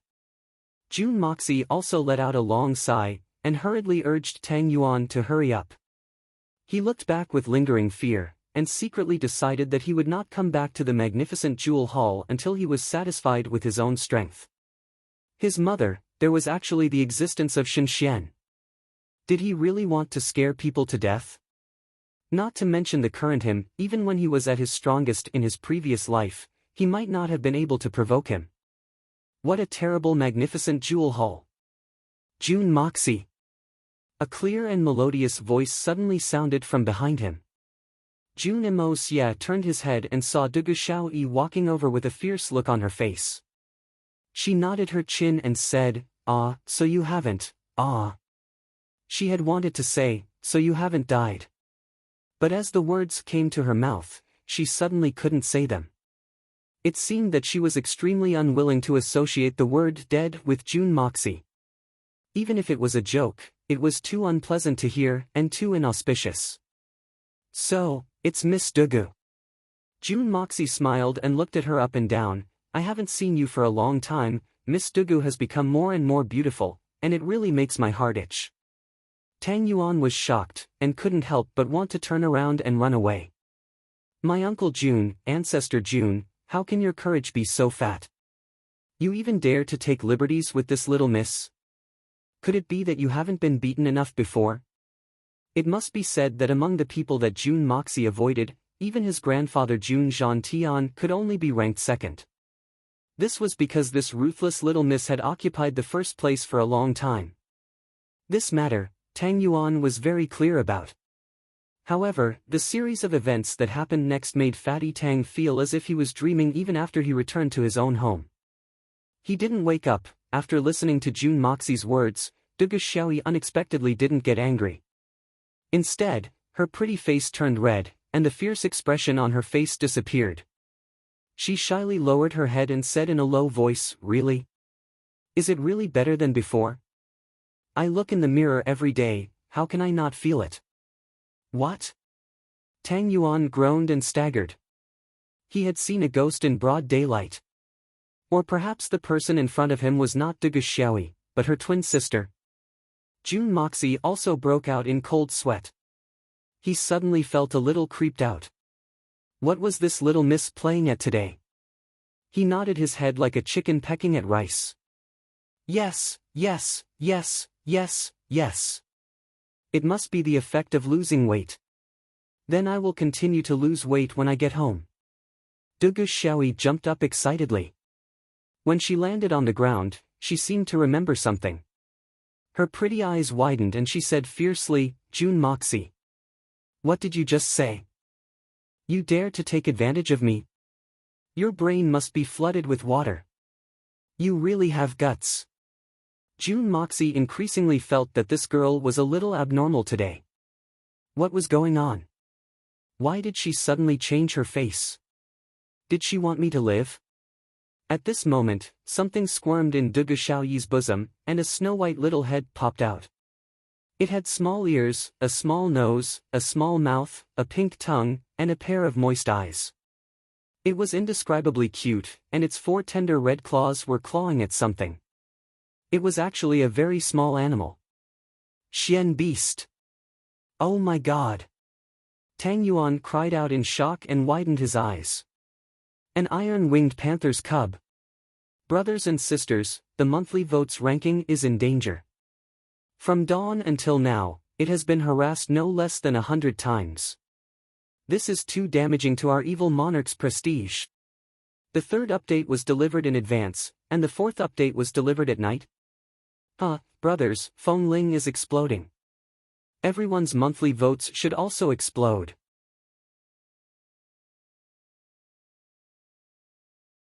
Chapter 98. Iron-Winged Panther, a level 7 high-level Xian beast. Able to fly upon reaching adulthood, its 4 claws are capable of crushing iron and stone. Agile, fast, and extremely intelligent. An adult iron-winged panther can easily rival a primary-level Tian Xian expert. At its peak, an iron-winged panther can rival a level 8 Xian beast. Such a high-level Xian beast's cub is even more difficult to find. Who would have thought that Dugu Xiaoyi would have won? But looking at its tiny body, it is obvious that it is a newborn iron-winged panther cub. The Dugu family was very generous. They were actually able to obtain such a rare pet for their daughter to use as a pet. And now, this tiny iron-winged panther cub is trying its best to crawl out of Dugu Xiaoyi's embrace. A pair of pitch-black eyes looked at June Xia, and there was a look of desire in them. Be good little white, don't move. Big sister will feed you something good. Dugu Xiaoyi felt that it was strange.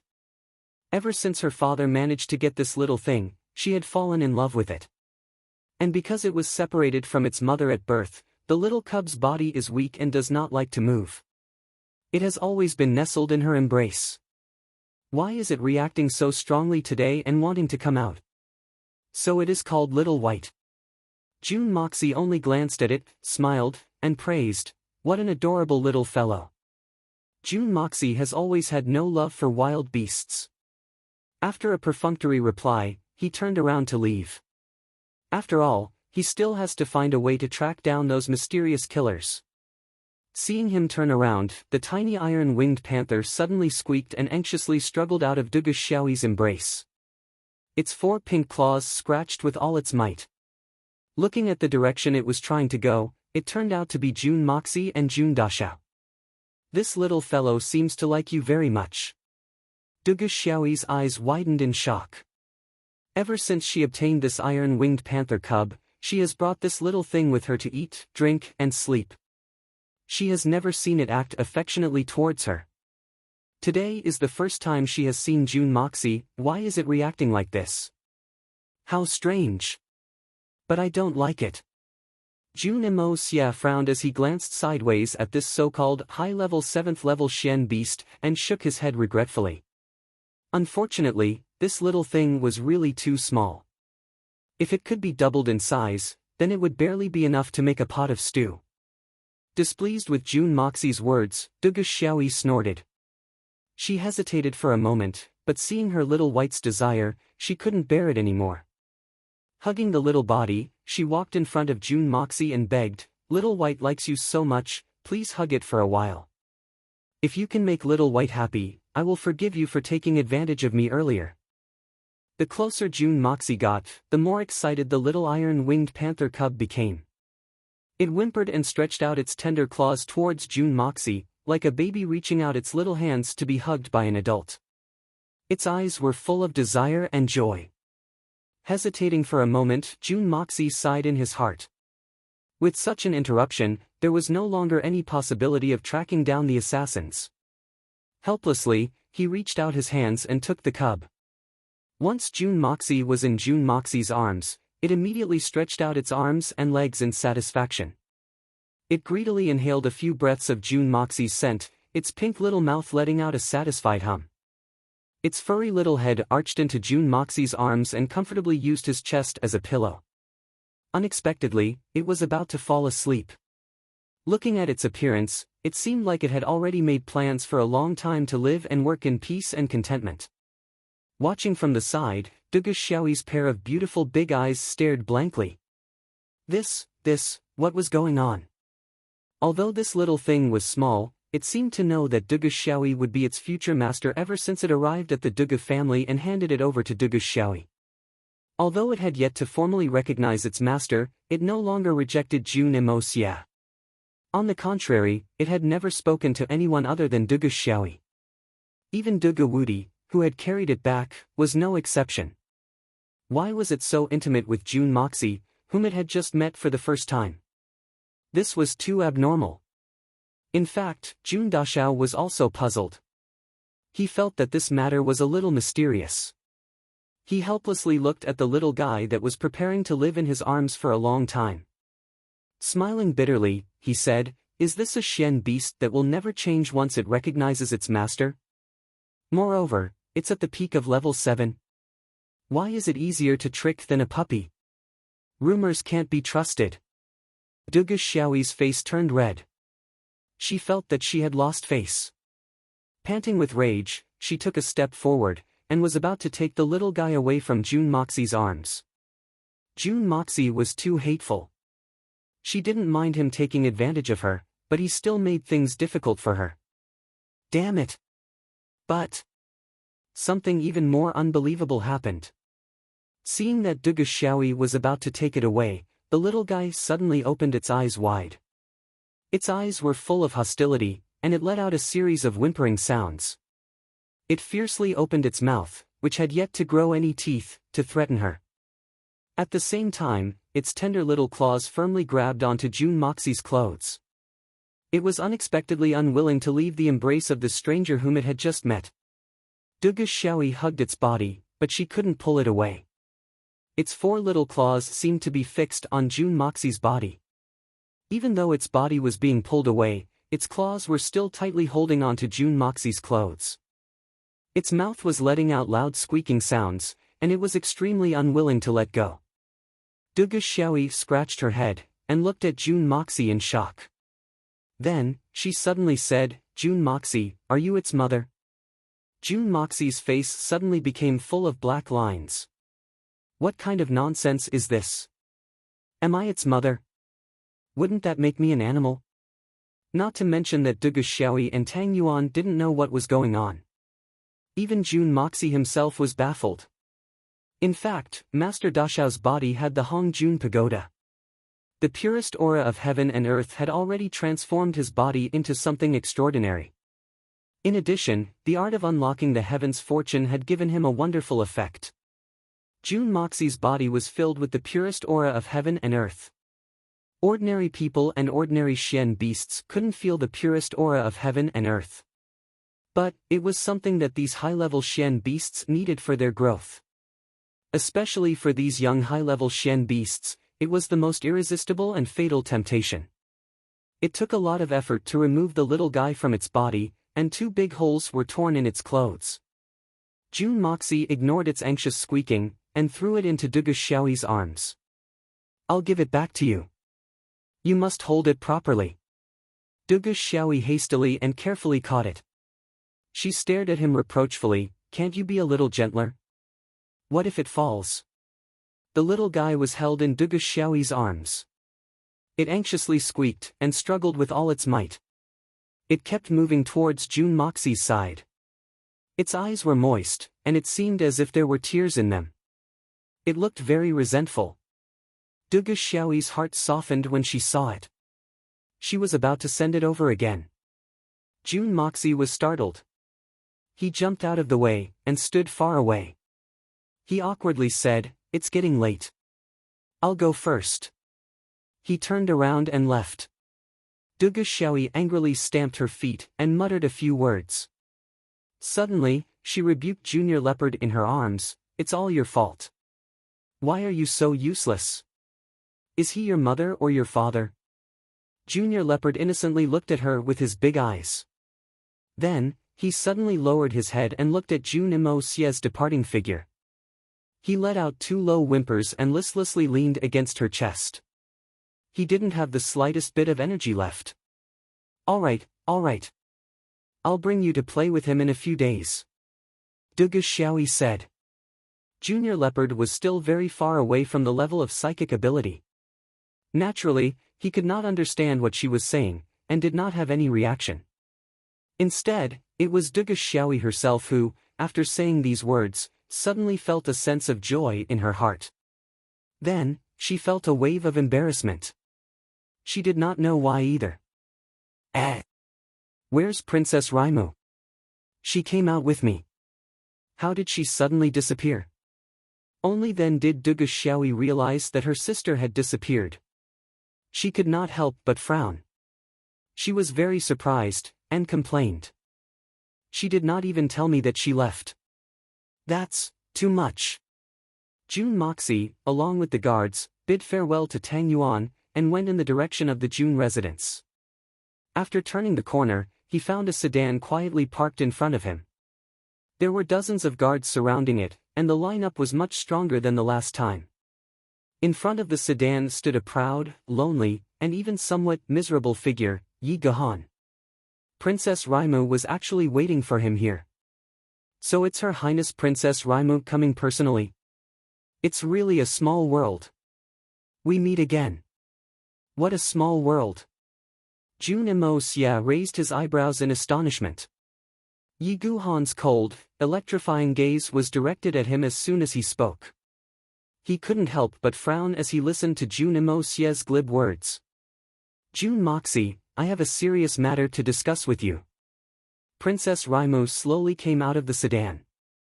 Her face was cold, and her slender eyebrows were slightly wrinkled in disgust. Her face was cold and unapproachable.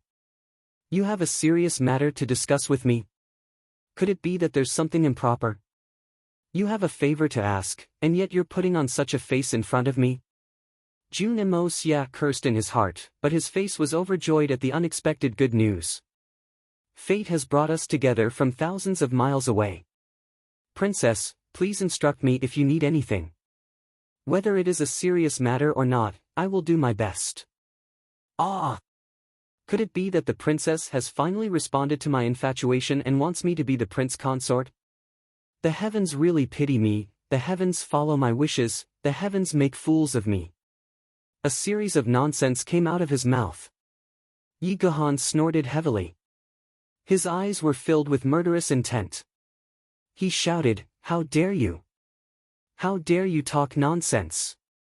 How presumptuous! How dare you? How dare you talk nonsense? How presumptuous!" June Moxie was not to be outdone. He shouted back fiercely, "Who do you think you are? I'm here to discuss serious matters with the princess. Is there any room for a nobody like you to interrupt?" Of course, June Moxie would not recognize Yi Gahan. The person who left the deepest impression on June Moxie that day was this Yi Gahan. However, it was not because of his superb martial arts. It was because Yi Gahan actually praised the leader of the assassins who committed suicide. Good man. This extremely pedantic evaluation made June Moxie very disdainful of this person of the same trade in this world. Naturally, he had a deep impression of him and despised him. Yi Gahan's gaze focused on June Dashao. The surrounding atmosphere suddenly became abnormally heavy. A desolate atmosphere suddenly arose. This was the prelude to Yi Gahan's violent killing.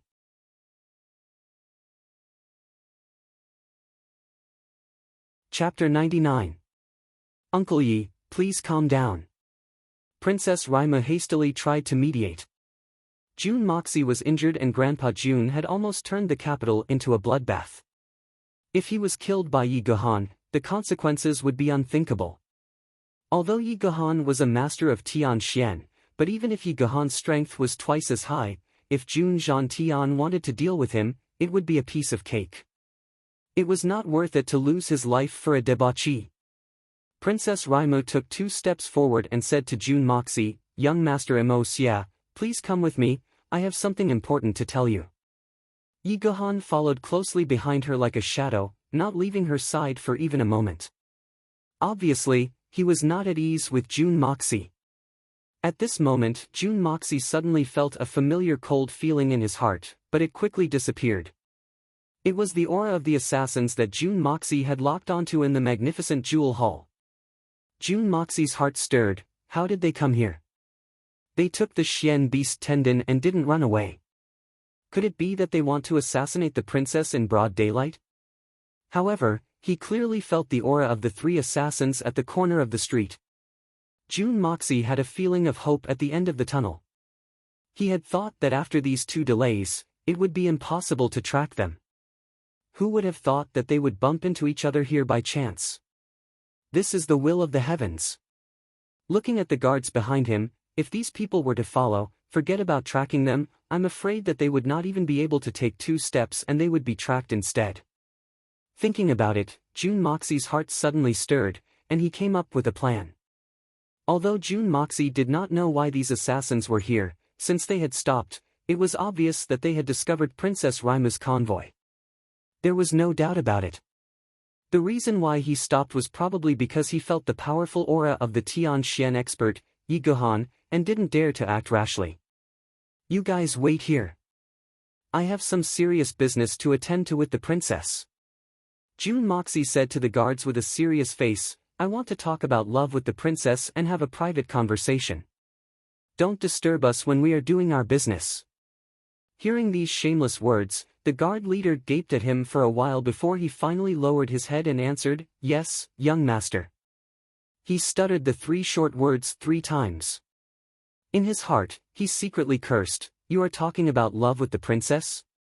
Young master, your skin is really thicker than the average person's.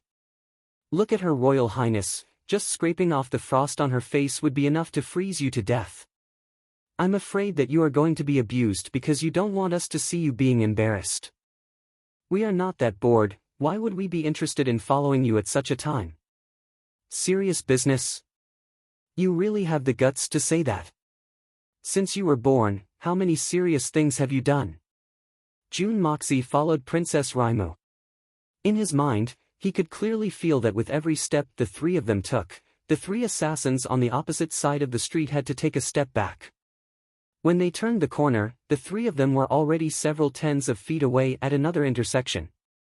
But it seemed that this road was the only road they had to take, or for some other reason, they actually hadn't left until now. And all of this, Yi Gohan had obviously noticed. He sneered. Although he could not feel that the other party was an assassin, from the fluctuations of the other party's spiritual power, it was obvious that they were high-level Xian cultivators. This was a fact that did not need to be doubted. Although he did not take these 3 people seriously, his right hand was already gently pressed on the hilt of his sword.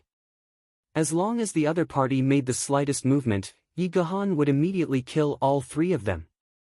This was related to Princess Raima's safety, so Yi Gohan would not allow any mishaps to happen to himself. A Sky Xian level powerhouse could run amok in the Tianxiang city without any misgivings. "Jun Moxie, I want to warn you about one thing." Princess Raimo finally stopped in her tracks and stood at the corner. Her willowy eyebrows were slightly knitted, as if she was organizing her words. It seemed like she was having a hard time speaking. "Your Royal Highness, please speak in person, I am all ears." Jun Moxie's back was leaning against the wall. He bent one of his legs and supported the soles of his feet on the wall behind him. His arms, one high and one low, drooped down. His head was tilted as he looked at Princess Raimo in a frivolous and sluggish manner. Yi Guhan looked at his unbearable appearance, which made him look like a homeless man on the streets. He could not help but snort in disdain and turn his head away. He would rather not look at this unsightly appearance. He sighed in his heart. Jun Zhantian was a hero, but his only heir was such a coward. This is really sad and lamentable. It seems that the Jun family's downfall is already set in stone. What a pity for this family's reputation of loyalty. Jun Moxie also snorted in disdain in his heart. You may be a Tianxian expert, but compared to me, you are still too inexperienced. You actually lack the least bit of vigilance. Young master's appearance may look like a hooligan, but it also looks like a dog taking a piss. However, the foot behind him can allow me to react and make subsequent changes at any time. As long as I exert a little force, I can ensure that I can advance or retreat freely regardless of whether I'm ascending or descending. My two hands, one high and one low, will help me maintain balance in any situation. As long as my foot is still on the wall, even if Master Shenxian wants to kill me in front of me, I can still escape at the first moment. But look at you, a Tianxian expert. Don't you know that if this young master wanted to take Rima's life in that moment when you turned around, I could have killed her 3 times in that instant? Arrogant idiot. There's even a bodyguard like this who thinks that he's doing his job diligently. This is really sad and ridiculous. Young Master Mo Xia, Miss Dugu is my best friend, so... Princess Raimu paused and bit her lower lip. She seemed to be in a difficult position, but for the sake of Dugu Xiaoyi's lifelong happiness and not to be ruined by this frivolous libertine, she finally said in one go, "So, I don't want you to have too much contact with Xiao Yi in the future. Do you understand what I mean?" This young master doesn't quite understand. Jun Moxie simply shook his head. Your Royal Highness is very knowledgeable, but this young master is a debauchee. I don't have such knowledge. Your Royal Highness's words are so vague and unfathomable that this young master really can't understand. Why don't your Royal Highness explain it clearly? Wouldn't that be better? Jun Moxie was speaking the truth, and he did not have any intention of playing dumb. If it was the original Jun Moxie, he would have immediately understood it. However, the current him, with his extremely slow EQ from his previous life, could not even tell that Dugu Xiaoyi had feelings for him. He was still feeling melancholy in his heart, wondering how he could avoid that unruly girl who could change her face at any time. It would be a miracle if he could understand Princess Raimu's hidden words. Young Master Mo Xia, there's no point in playing dumb. Do you really not understand what I'm saying? Princess Raimu frowned and was very angry in her heart. Whether you understand or not, Xiao Yi is definitely not someone you can match. Today, I might as well make this clear to you. Don't pester Xiao Yi in the future, or else you'll be asking for trouble. Huh. Jun Moxie laughed out loud and squinted his eyes. Your Royal Highness, aren't you being too nosy? Could it be that you're her mother? Suddenly, he replied with an "oh," and his shoulders trembled as he laughed weirdly. So you're jealous, waha, you pervert. Princess Raimu was so angry that her body trembled and her lips started to tremble. To an unmarried lady, what Jun Moxie said was the most vicious mockery, not to mention the fact that she was a princess. Girl, please understand the situation first. Who's pestering who now? Understand? Motherfucker, only those who have investigated the truth have the right to speak, understand? You're a princess of a country, but you don't even understand such a simple logic. No wonder people say that big breasts have no brains, although your breasts aren't big. As he spoke, Jun Moxie stretched out his palm with a lewd smile, as if he was feeling something in the air. He smacked his lips and felt a little pity. Even a poached egg has no brains. What's wrong with you? Jun Mo Xia didn't care whether she was a princess or not. What imperial family? What princess? In his arrogant and unruly heart, there was no difference between her and the daughter of a rich family. Moreover, Princess Ling Meng's request had already aroused his disgust. Me not being able to avoid the little girl is my problem. But you want me to take the initiative to avoid the little girl? You're ordering me to do something. These are two completely different matters. And, this is what young Master June hates the most. Therefore, young Master June's heart was in a very bad mood at this moment. If not for the fact that he had misgivings about the big assassins of the Yi family, he would have already done a few things to Princess Ling Meng. What should I do? Do I need a little girl like you to tell me what to do? I can do anything, but I won't have any tender feelings for the fairer sex. Princess Raimu took a deep breath, and her eyes were piercingly cold. June Moxie, if you insist on doing things your own way, don't blame me for informing General Dugawudi about this matter. You should know better than me what the consequences will be, right? When that time comes, even Grandpa June won't be able to protect you, and no one will look good. You're scaring me to death. I'm so scared. June Moxie's face was full of fear, and he patted his chest. His voice was trembling, and his movements were very exaggerated. My heart is thumping, thumping, thumping. Suddenly, his expression changed, and he said, hurry up and tell him, if it's too late, you know, men are very impulsive in certain aspects. Men are not women, why do they need to be so good-looking? Hurry up and go, I'm here to thank Her Highness. Oh. June Moxie said unscrupulously. In his heart, he thought, I beg you to hurry up, and it would be best if you can make that girl Dugu Xiaoyi permanently grounded by her father, so that she won't come looking for trouble with me, and I'll be very grateful to you then. Good, good, good. June Moxie, your words are like the wind, don't regret it when the time comes. Princess Raimu's tender body trembled with anger, and her pretty face had turned pale. She had warned him out of good intentions, for Dugu Xiaoyi's sake, and also for June Moxie's own good. The Dugu family wasn't afraid of June Moxie in case of trouble. Others might not dare, but if June Moxie were to do something unforgivable, then Dugawudi would grab June Moxie and kill him. In that case, the June family and the Dugu family would become mortal enemies, and the entire Tianxiang kingdom would be annihilated in a puff of smoke if the two military forces were to go to war. The two couldn't see eye to eye, and parted on bad terms. Both of them had a sneer on their faces as they parted. June Moxie tilted his head, and muttered, you really have nothing better to do, there are senseless people everywhere, and you're not my wife, and you're telling me to pick up girls? You're a dog biting a mouse, and you're meddling in other people's business. Princess Raimu's lungs were about to explode with anger, and she stared at him with her beautiful big eyes, and her towering chest was heaving up and down violently. She was so angry that she almost vomited blood, and didn't want to say another word, and turned around to leave. She stomped her feet fiercely as she walked, and it seemed as if she was going to break through the ground under her feet. God knows if I'll die of anger or go crazy if I stay here for a while longer.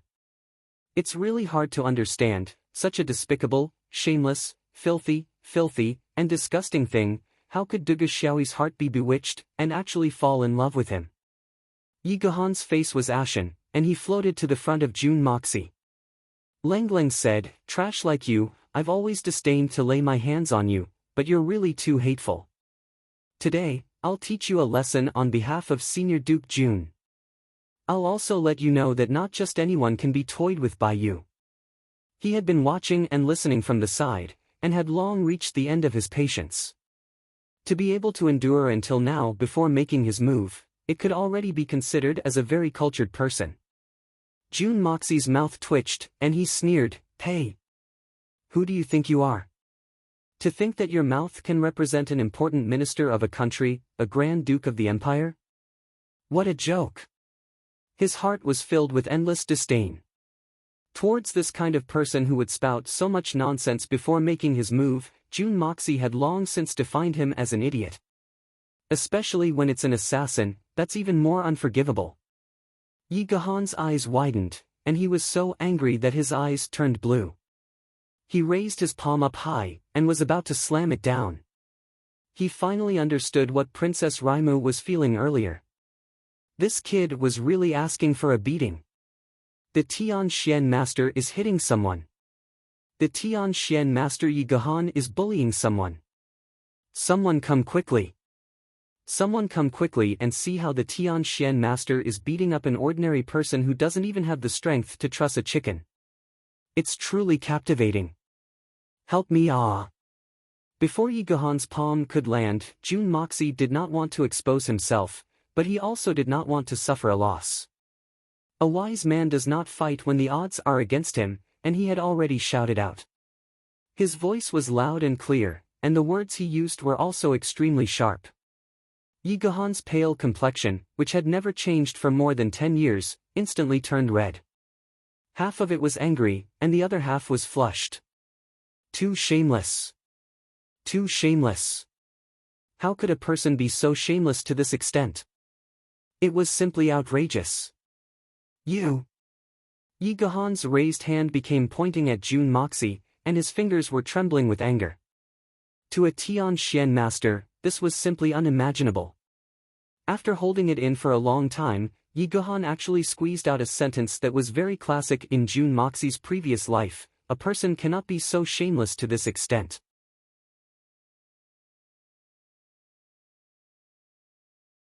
Chapter 100. Princess Raimu called out from afar, "Uncle Yi. Ignore him, let's go." Yi Guhan was so infuriated that he almost went mad from his peak condition. So, he disappeared from Jun Moxie's sight with a schwat sound. In fact, he had completely disappeared without a trace. He secretly decided, although this kid Xian Qi is trash and his martial arts is unreasonably low, his mouth is really the most vicious in the world. It's better to stay away from him in the future. If I really die from anger one day, then I will really create a record in the history of Xian continent for a dignified Tianxian expert to be angered to death on the spot by a playboy. In such a short period of time, he didn't even make a move, not to mention getting injured. But he actually had the urge to vomit blood countless times. This kind of experience was something he had never experienced in his life. Even if his meridians went astray during cultivation, it was not as serious as this time. I'll be damned if I don't anger you to death. But I still have to thank you for solving this problem for me. Jun Moxie snorted twice as he watched Princess Ling Meng and Yi Guhan leave in a fit of rage. Then, he looked at the two empty streets and gave a strange smile. Exerting strength with his left leg, he leapt up with a schwat sound. He leapt up the wall with a soap sound and disappeared in the blink of an eye. Princess Ling Meng continued to tremble all the way up to the palanquin. Her vision turned black as she gasped for breath. Her heart felt suffocated to the point where it felt as though her chest was about to explode. The maid beside her was scared out of her wits. She kept patting her chest and back to soothe her. After a long time, she finally calmed down. She felt weak all over, as if she had just gone through a great battle. This was the first time in her life that she had been angered to such an extent. She had an urge to tear Jun Moxie's corpse into 1,000 pieces. Take a detour to the solitary residence, Princess Raimu ordered. Yi Guhan's face turned black, then white in an instant. Then, it turned red, and then black again. It seemed as if he was performing a face-changing performance. The only regret was that he only had 3 colors, red, black, and white.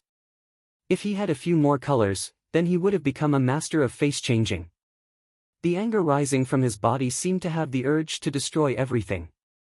His eyes stared straight ahead like a burning volcano. The 8 guards of the Jun family looked at Jun Moxie apprehensively, and their hearts were filled with worry. Why is the princess and this person here, but my young master is not here?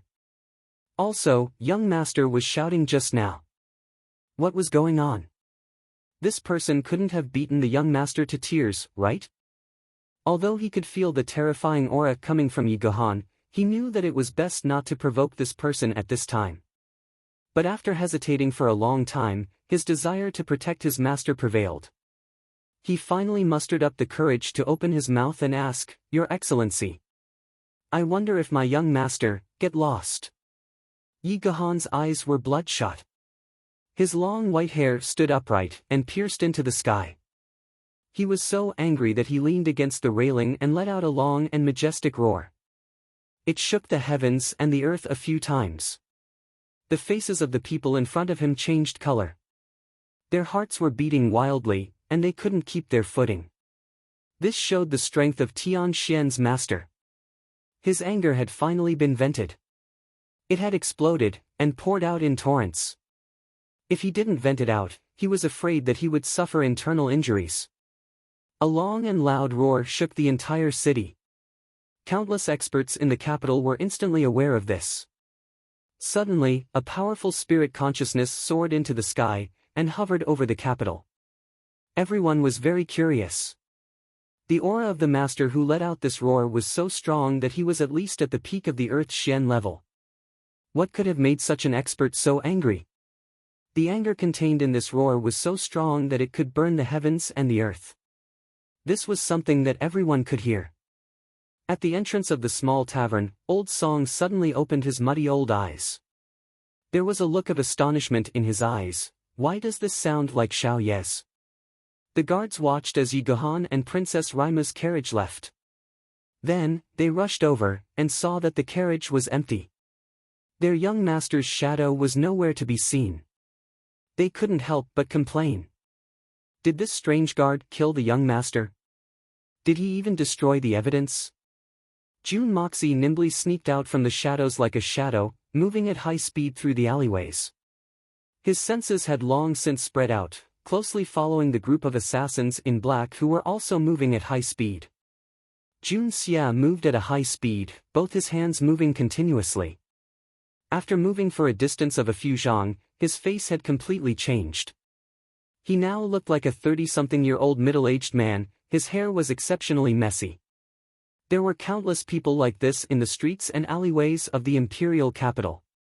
Trying to find someone like this within the crowd was a very difficult task.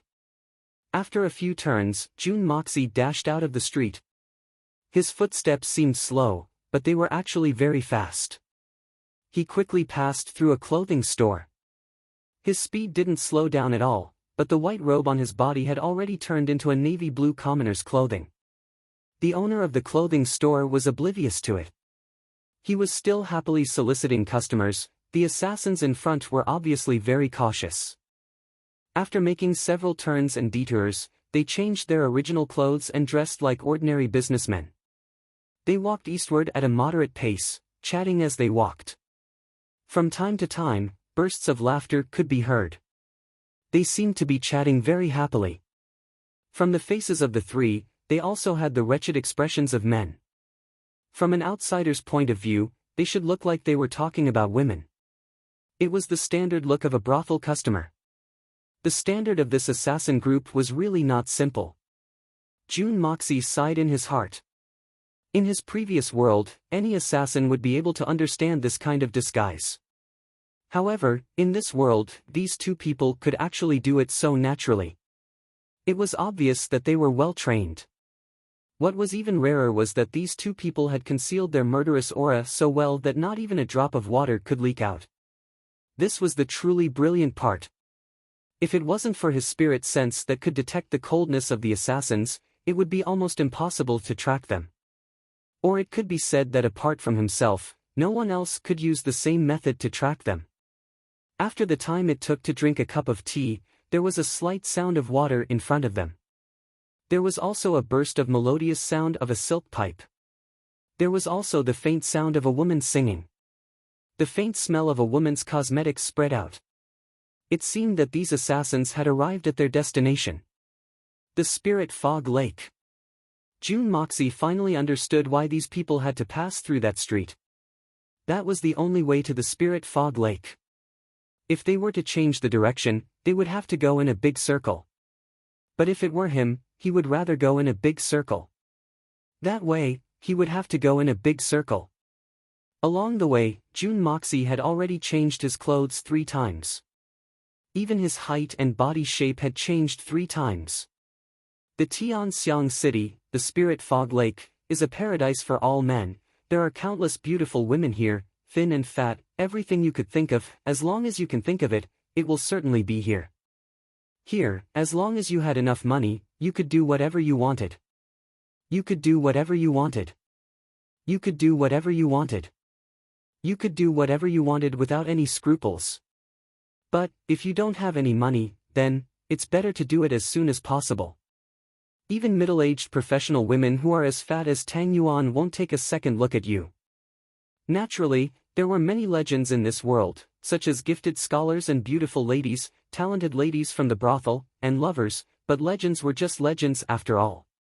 Legends were always very beautiful, but unfortunately, reality was unusually cruel. Many scholars from poor families thought that they were handsome and talented, so they came here with the appearance of a romantic scholar, trying to compose a fairy tale of a talented scholar and a beautiful woman.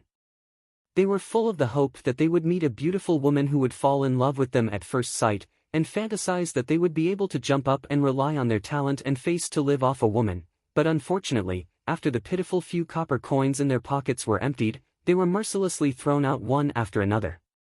Some were even thrown into the spirit fog lake and drowned half to death. It was very disgraceful. This reminded them that although the legend was something that people yearned for, but if you didn't have enough money in your pocket, the legend would only send you to your death. Moreover, you would die a muddled and useless death. What kind of place is a brothel? As the saying goes, prostitutes are heartless, and entertainers are unrighteous. Brothels are the place where the former are the most common. Which man who comes to a brothel is willing to keep his chastity for his wife? Coming to a brothel and pretending to be a love saint is even more disgusting than being a prostitute. How could the women of the brothel who are accustomed to the fickleness of the human world not see the evil intentions hidden under the gentle and refined appearance of these so-called gifted scholars? This kind of dream is better not to have. No wonder Tang Yuan once said that if you see a bad guy, you will be able to kill him with a single slash, but if you see a hypocrite, you will continue to torture him until his spirit collapses.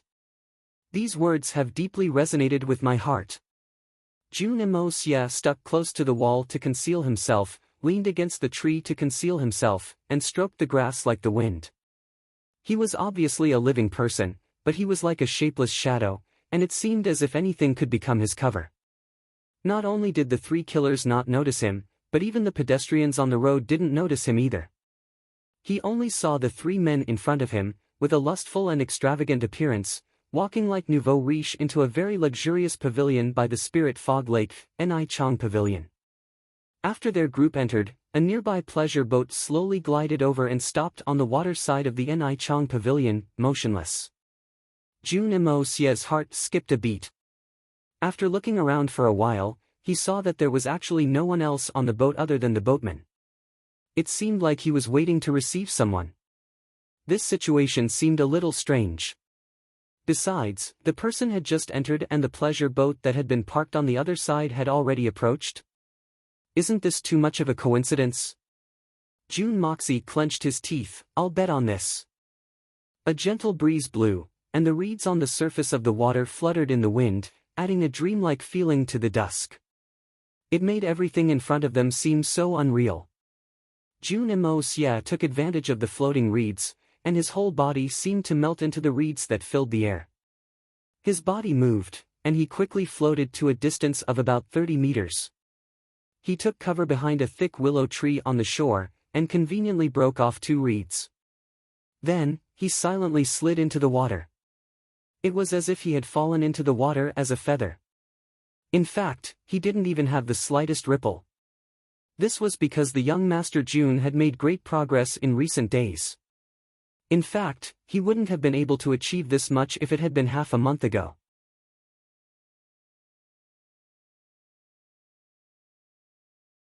Chapter 101. Slowly sinking to the bottom of the lake, Jun Moxie opened his eyes. In front of him was the azure color of the water. After identifying the direction, he gently slid and dived towards the pleasure boat.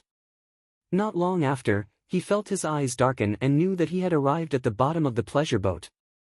Jun Moxie quietly floated up, one hand clasping tightly to the bottom of the boat while the reed in his hand was in his mouth. With a breath of true energy, the long reed was extended to the side of the boat. A gust of extremely fresh air instantly passed into Jun Moxie's lungs, which were almost suffocating, and he immediately felt a sense of relief.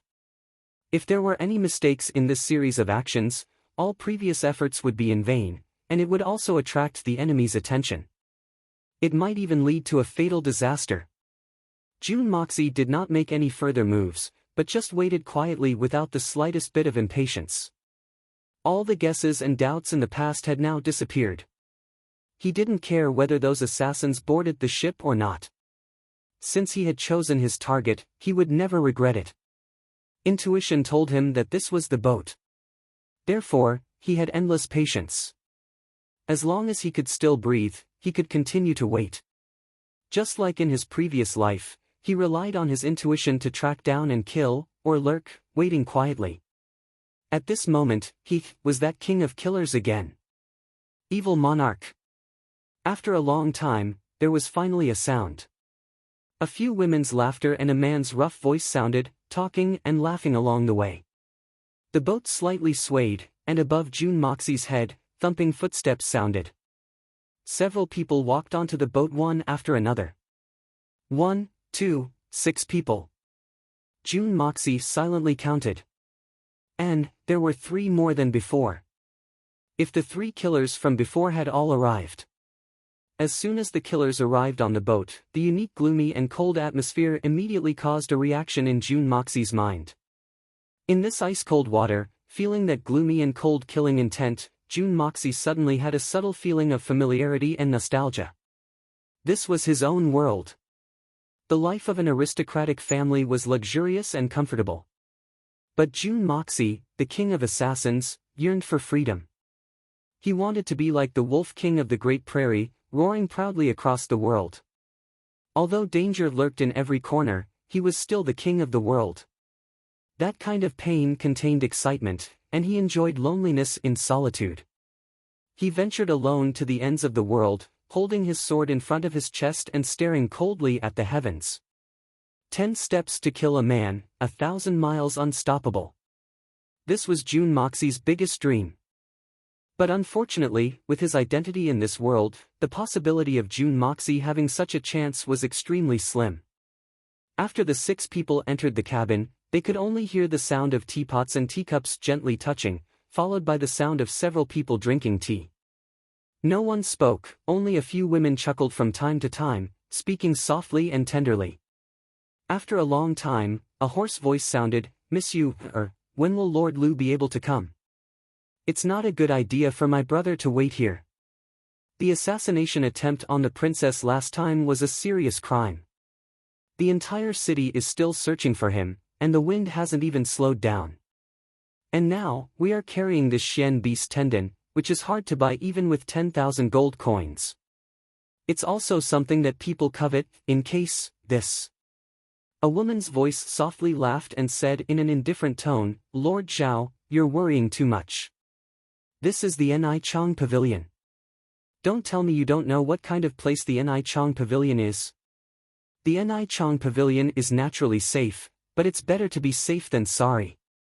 The previous assassination attempt caused the entire city to be in a state of panic, and we had no way to retreat. We've already been delayed for a long time, and now we have this Xian beast tendon with us. It's not a good idea to stay in Tianxiang for a long time." The man surnamed Zhao seemed a little embarrassed as he said in an embarrassed tone. "Lord Zhao, I'm afraid you want to leave as soon as possible, but I'm afraid it's not because of the government search. What about the failure of the last mission? Could it be that Lord Zhao intends to shirk his responsibility?" The woman's words were full of sarcasm. However, Lord Zhao only snorted in a low voice, and didn't open his mouth to refute. Instead, another man angrily said, "Miss Yu's words are wrong, and you're deceiving us. How can we be responsible for the failure of the last mission? If it weren't for your inaccurate information, how could we have been defeated? If we had known that the princess had a Tian Xian expert as her bodyguard, how could our organization have made such an arrangement? How could the mission be a trifling level 3 mission? With the strength of our previous plan, to kill the princess under the protection of a Tian Xian expert is undoubtedly a lunatic's ravings. Even if it's the second master, he has to give an explanation to our hall master for this loss." The woman was silent for a moment, and then slowly said, "You've all received money. Isn't it a fact that we asked you to kill a silver Xian level princess? Moreover, we've expended a lot of effort to divert the majority of the strength of the princess away, and it can be said that we've created the most convenient conditions for you. If you're still unable to succeed, then this seems to be your own problem. As for the so-called Tian Xian expert, Let's not talk about whether or not he has such a person. Even if he does, it's already your problem. We've already paid enough money, and all we want to see is the result we want, and not the so-called reason to shirk responsibility. After a pause, the woman could clearly be heard standing up and slowly pacing back and forth. Her voice was low, but clear and clear. This servant is but a little girl, there's no point in telling me about this matter. Don't be impatient, wait for Lord Lu to arrive, and you can tell him. She sat down on a chair, and picked up her teacup without batting an eyelid. For a moment, the atmosphere in the cabin was incomparably awkward. The assassins had all suffered this kind of humiliation. Seeing the woman's sophistry, one of them immediately snorted angrily, and was about to flare up. But at this moment, the bow of the pleasure boat slightly moved, and two people walked in. June Moxie, who was crouching at the bottom of the cabin, felt that the atmosphere in the cabin had suddenly become dignified the moment these two people entered. Presumably, these two people were people of great status, and were certainly first-rate experts. June Moxie only felt that the scene in front of him gradually darkened, and it was already night. On both sides of the Spirit Fog Lake, lights of all colors were reflected on the surface of the water. What's going on? The newcomer saw the strange atmosphere in the cabin, and asked in a deep voice. His voice was very dignified.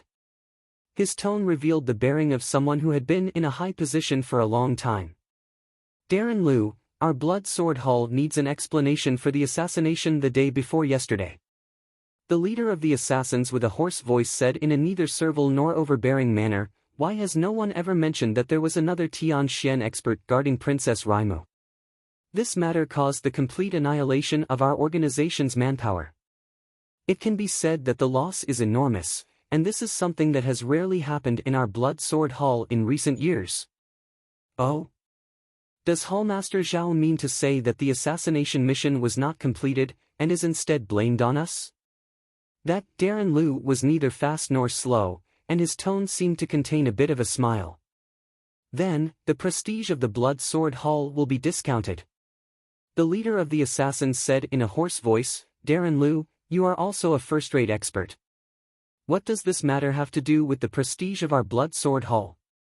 Our blood sword hall has always accepted people's money to eliminate disasters. No matter who it is, we will kill them without hesitation. However, the execution of the mission has always been based on the accurate information provided by the employer. Then, the difficulty of the mission can be determined, and the corresponding manpower will be sent to kill in one blow. He spoke passionately here, but June Moxie, who was below the cabin, almost despised him to death. As an assassin and a member of a long-established assassin organization, how could he believe the employer's information? This was the biggest joke in the world. Even if the employer's information was absolutely accurate, the assassin organization and the assassin himself would still need to verify it in detail. Believing the employer was tantamount to taking one's life as a joke. That person continued to say, but now, in the matter of Princess Raimu, whether you concealed or overlooked the extremely important fact that there was a Tianxian expert. If Hallmaster Darren had known that there was a Tianxian expert involved, how could you have only sent two insignificant gold-ranked assassins? I'm afraid that Hallmaster Darren would have personally taken action. The reason for this is because of your inadequate information. How can you blame our blood sword hull? Let's not talk about other things, this assassination absolutely cannot be classified as a level 3 assassination. His words were very fierce, and his tone was also quite impolite. However, Lord Lu surprisingly did not get angry. He pondered for a long time before saying, are you sure? That person is really a Tianxian expert? Absolutely. The leader of the assassins nodded with great certainty. Not only that, I heard that the Tianxian expert's flying knife was as blue as the sea and sky. It must be the peak of Tianxian's cultivation. Moreover, the flying knife was filled with Xian Qi, but when he attacked, it was light as a feather without any power. The intention was probably to deter. This kind of control ability is almost at the level of the legendary Supreme Shenxian's control. This Tianxian expert, I dare to guarantee that although this person is at the peak of Tianxian, He has already taken one step into the threshold of Supreme Shenxian. The more the leader of the assassins spoke, the more he rejoiced. Fortunately, he did not personally participate in this operation. Otherwise, he would have already become a cold corpse. The more he thought about it, the more he felt that he had truly taken a trip to the gates of hell. The more he spoke, the more fear he felt. In his heart, his opinion of this Lord Lu in front of him increased. In the end, the expression in his eyes became somewhat strange. Did he trick us to come here to die? Tian Xian peak expert. Lord Lu stood up and paced back and forth. He frowned and muttered to himself, when did such a person appear in the palace of the capital? Why are they all so? It is really strange. Extremely strange. Lord Lu. May I ask how this matter should be resolved? The assassin in black saw that he did not speak for a long time and could not help but ask. Oh, since this matter is absolutely true, then this matter must be reported back to Second Master, and then we can make other plans. Lord Lu muttered, with the protection of a Tian Xian expert, a normal assassination would no longer have any effect. He raised his head and looked at the three people in front of him. Although he did not say anything, the meaning behind his words was clear that these people were no longer of sufficient weight. Lord Lu is right. We also know our own limits. With such a Tian Xian expert around, it is impossible for us to assassinate the princess. The leader of the assassins suppressed the anger in his chest and said, however, people who can't even obtain information, don't they seem to be of no use? Oh? Ha ha ha. Lord Lu stared blankly for a moment before laughing loudly. Then, he changed the topic and said, however, you didn't even manage to kill Jun Mo Xia. It's a pity that such a good opportunity is lost.